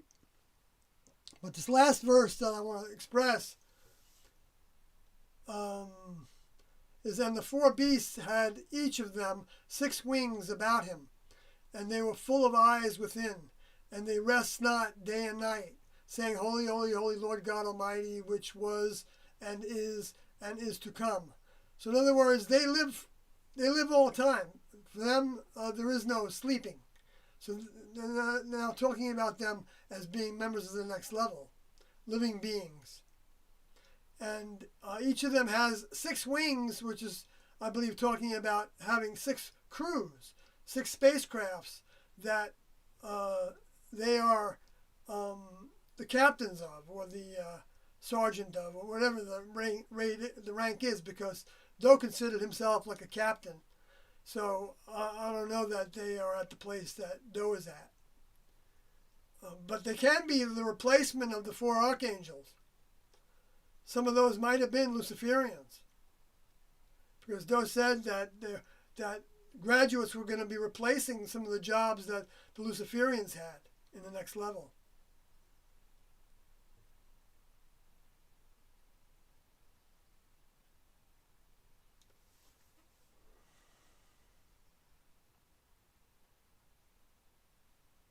I'm going to keep on going a little bit.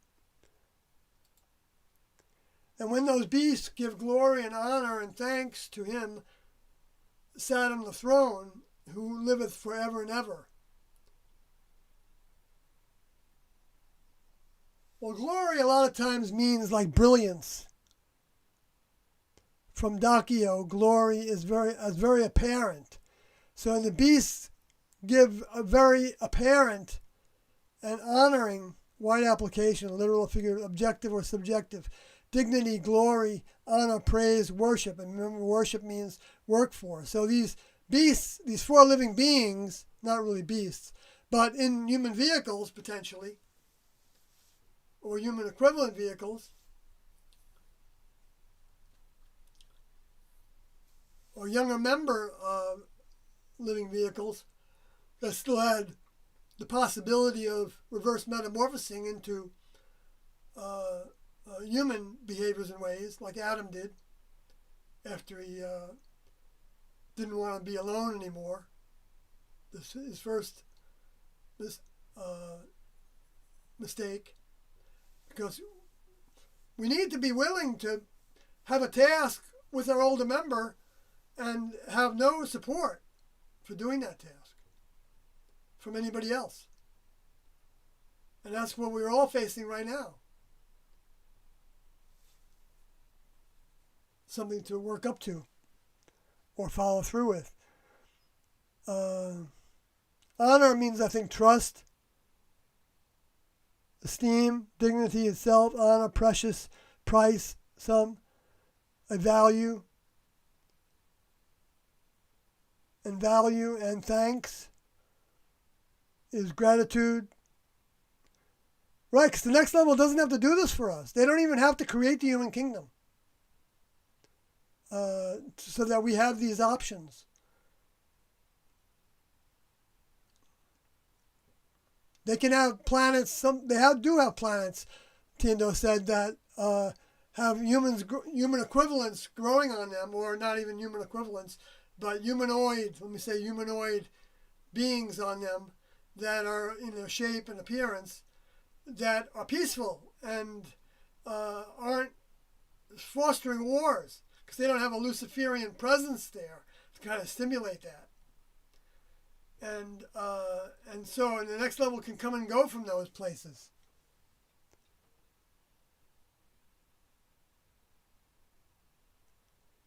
And then it says, then the 24 elders fall down before him that sat on the throne, and worship him that liveth forever and ever, and cast their crowns before the throne, saying, Thou art worthy, O Lord, to receive glory and honor and power, for thou hast created all things, and for thy pleasure they are and were created. Now, their pleasure is to see members graduate into the next level. They don't get off on people believing in everything they say, like in a human way. It's not like a buzz they get from it. They just know what they have. They have more reality than humans do. And it's indefinite reality. But we still have the option to turn away from them once we're members of the next level. And we're not watched as much. Like in the human kingdom, there's all kinds of discarnates around.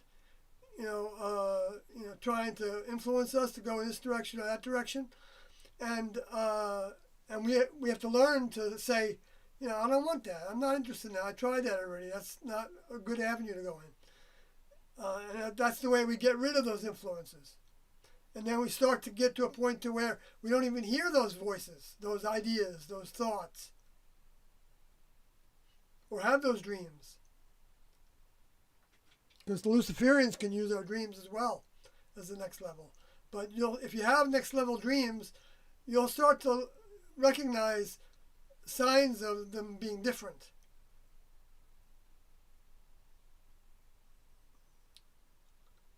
But if you have dreams or not, doesn't mean that you're lesser or greater in your studentship.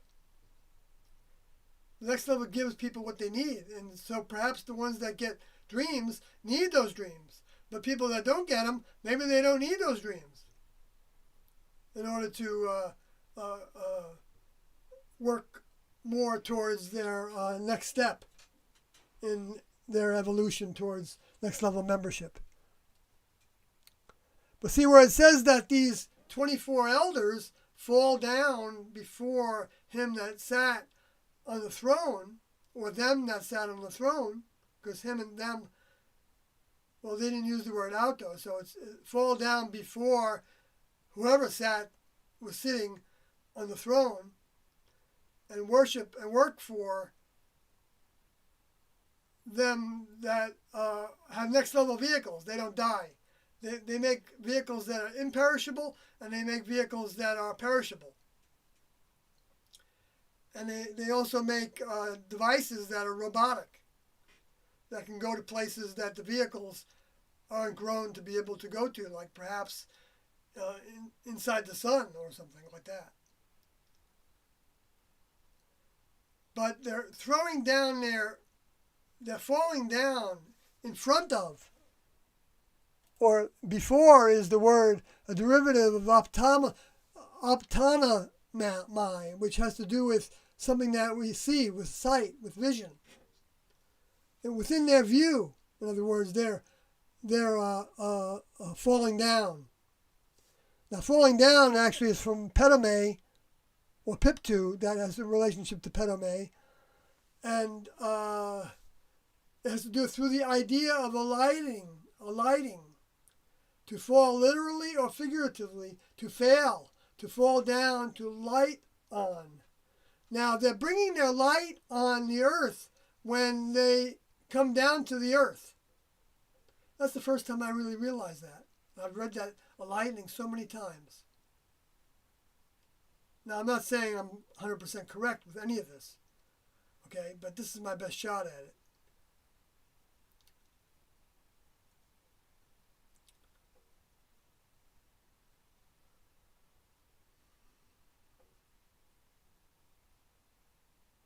Alighting, gives the impression of like a floating down, right? And it's coming down from the next level. So I believe this is depicting two things. One is the crashing of spacecrafts, which Doe talked about. It took a long time to come to that conclusion, that the Roswell crash and the Aztec crash and a few of the others were next level crashes that were staged, so to give humans evidence that there are beings from outside the planet in the vehicles that were provided in those crashes that died, and the technology as well was evidence, and that the Luciferians also staged some crashes to be like a facsimile of the next level was doing, to confuse humans. And cast their crowns meant that the crowns are, I believe, their next level vehicles that they were wearing. And they were casting those before in view of, to the sight of the older members who were in charge of the whole project. And so they saw everything that was happening. And they, I don't know what they were doing exactly, because Tia and Doe said that they took vehicles that were going to die if they didn't take them over, human vehicles. All right. Wow, I got through all that.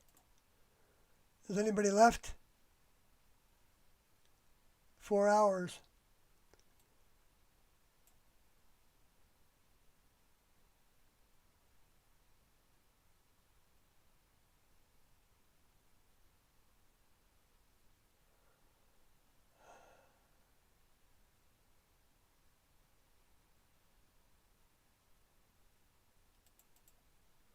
Okay, I see there's been quite a bit of things happening in the chat room.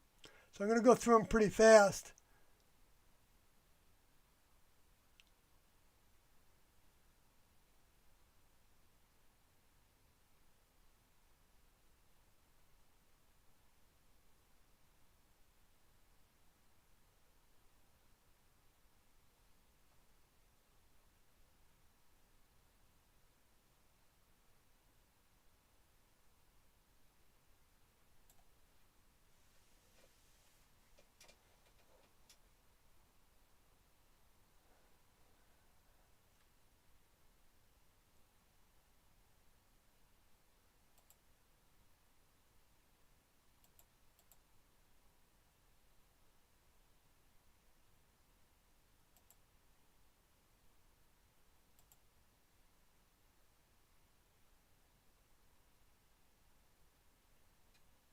Right, I know that. God's not a title, not his name. Jehovah was a name.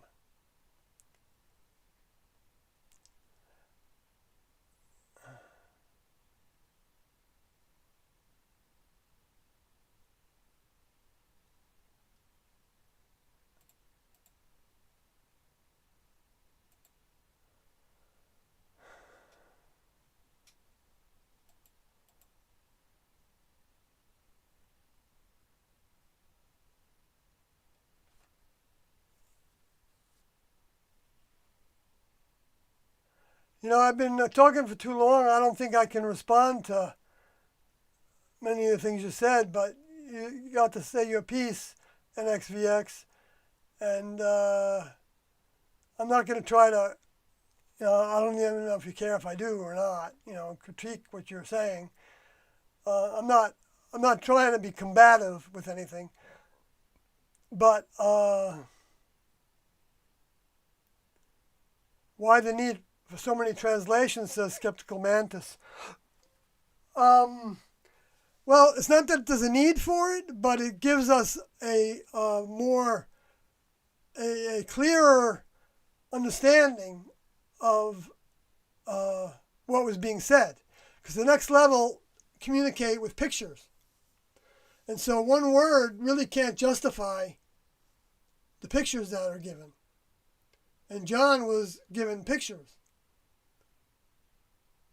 I mean, sometimes maybe it can. I'm not saying it always is the case.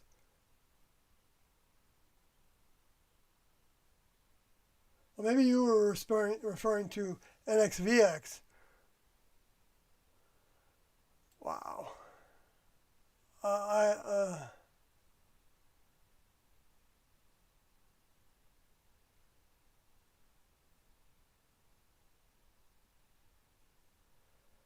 Wow. I would be another hour at least just reading these because I'm so tired now.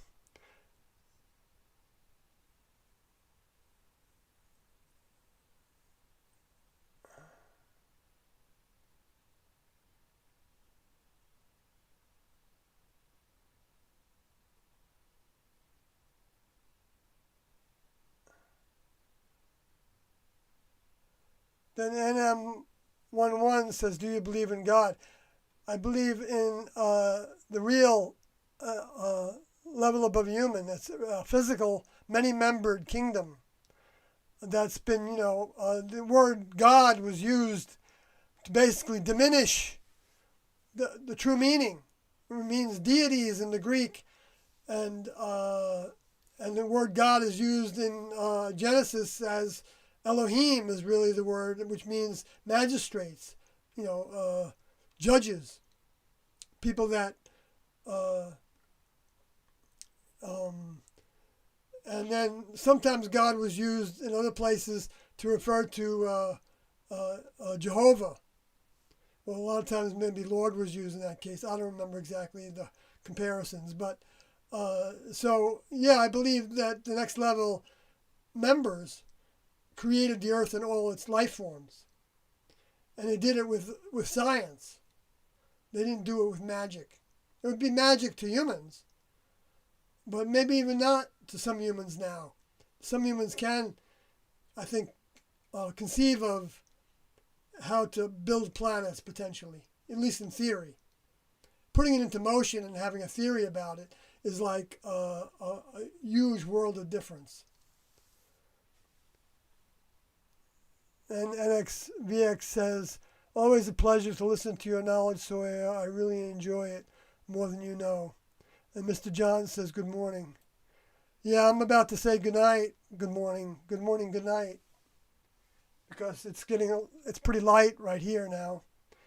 And it's 5:30 on where I am. So I'm going to probably unwind a few minutes and then lay down.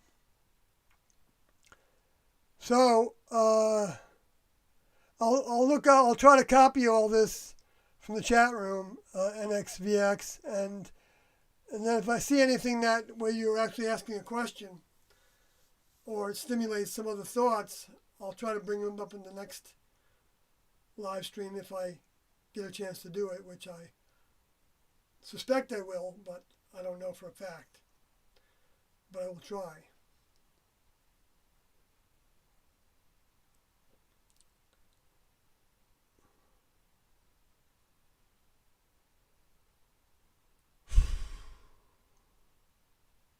Do you have any mental illness? Well, if humans are considered to be sane, then I am definitely insane. And happy about it. Because I don't see many sane things happening in the human kingdom that I would consider to be sane.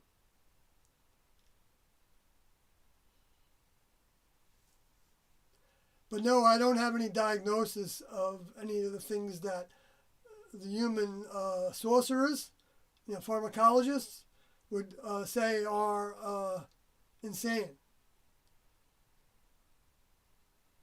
I remember I had some lyrics in a song that said, it is they who are insane with their greed and thirsty lusts, lacking health and faith and trust, that these beings who are among us, Tiendo I'm talking about, these beings who are among us are not the savage and unjust, but are those that we can embrace as a future for our race, to join the folks from space.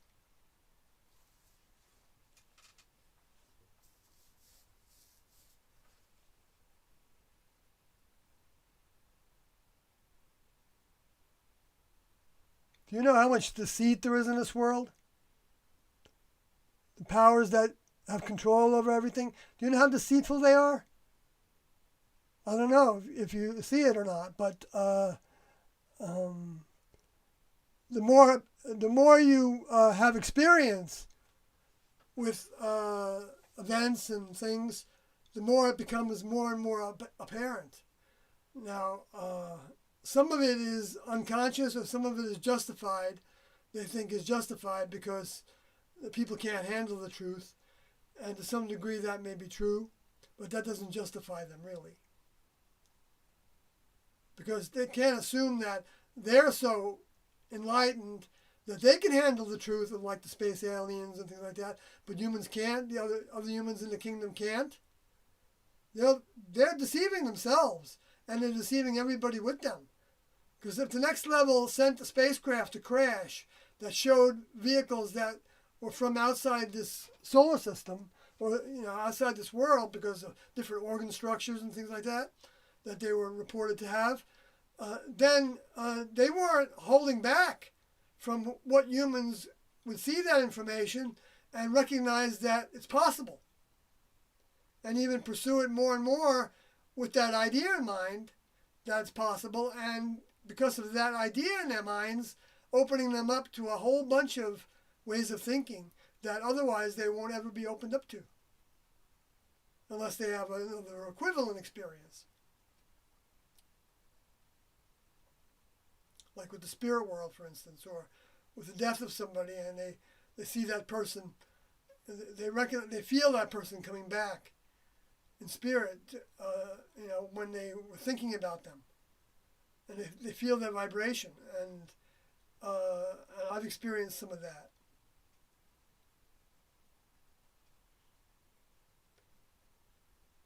But before I was given those kind of experiences, I believed in it, but I didn't have any experience to talk about. So I think the next level kind of helped my vehicle have some experiences so that I'd be able to talk from experience instead of just being able to talk as theory. And you can say I was imagining things, but of course, you can say that about anything.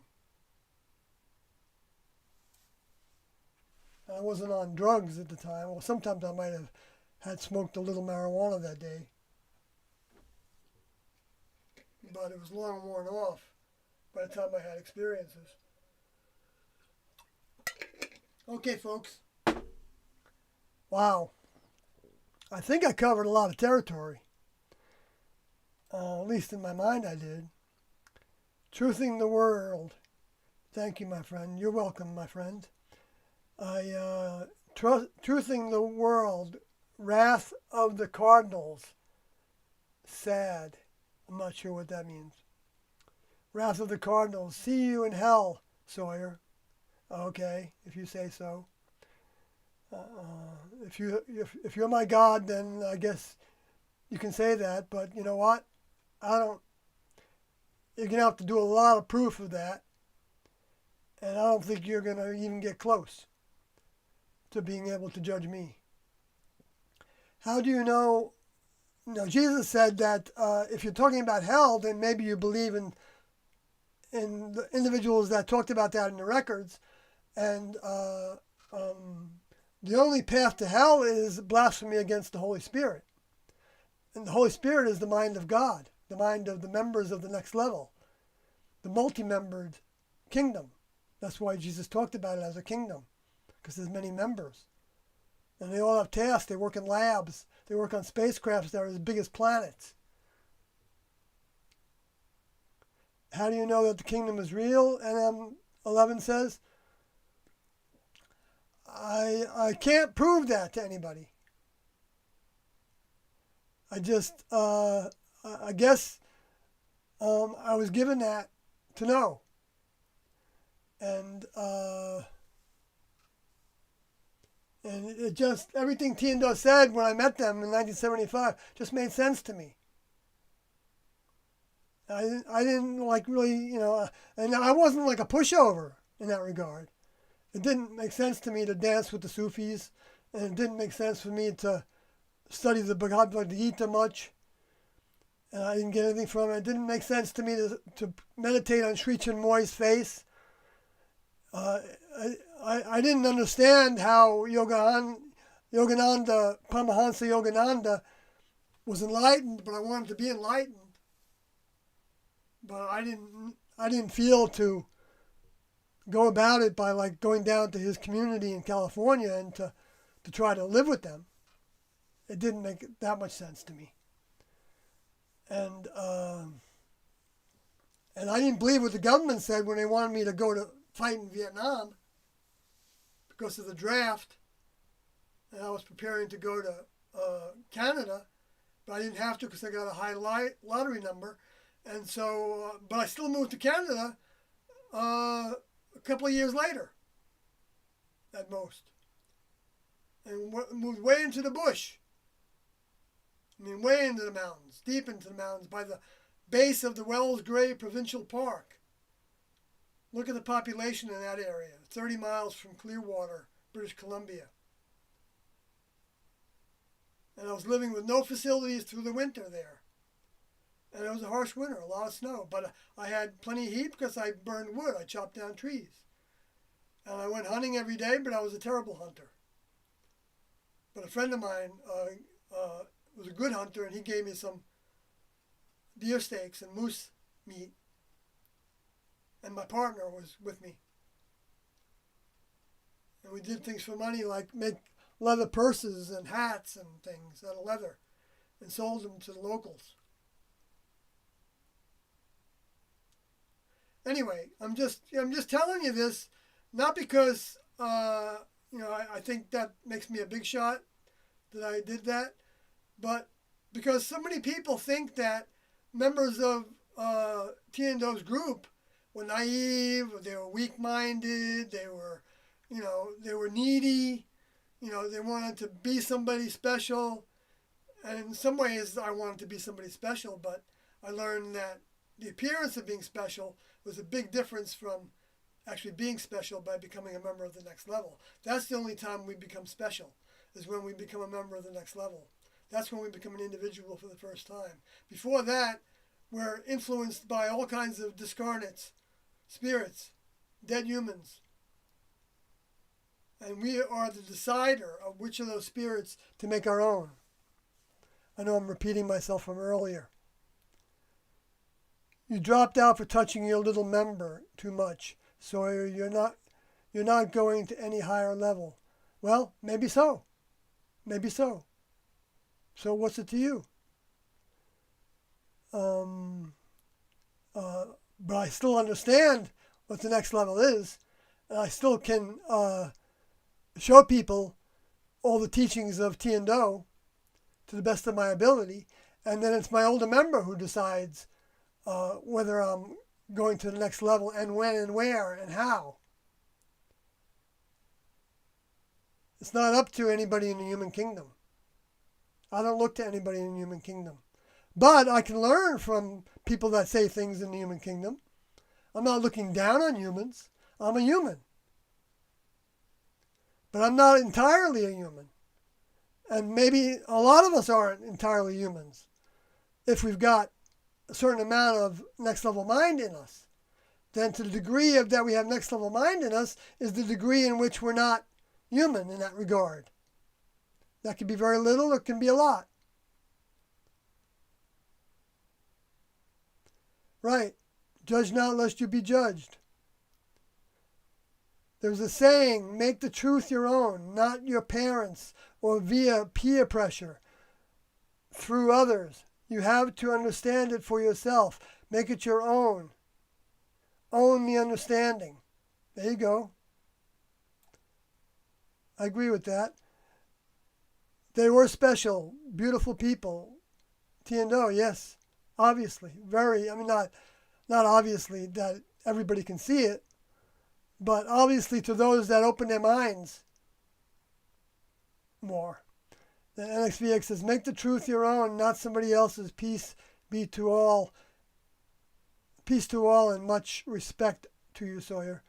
Thank you. The same to you. And everybody else, I don't disrespect anybody, but I don't leave it quiet when I hear people saying things that they don't know. And there's a lot that we don't know. We mostly don't know much about reality. And that could easily be shown, but I know people are going to debate me on that, but that's fine. We have the option for that. And so, good night, folks. Yeah, Wrath of Cardinals. Yeah. Fat chance. Good night.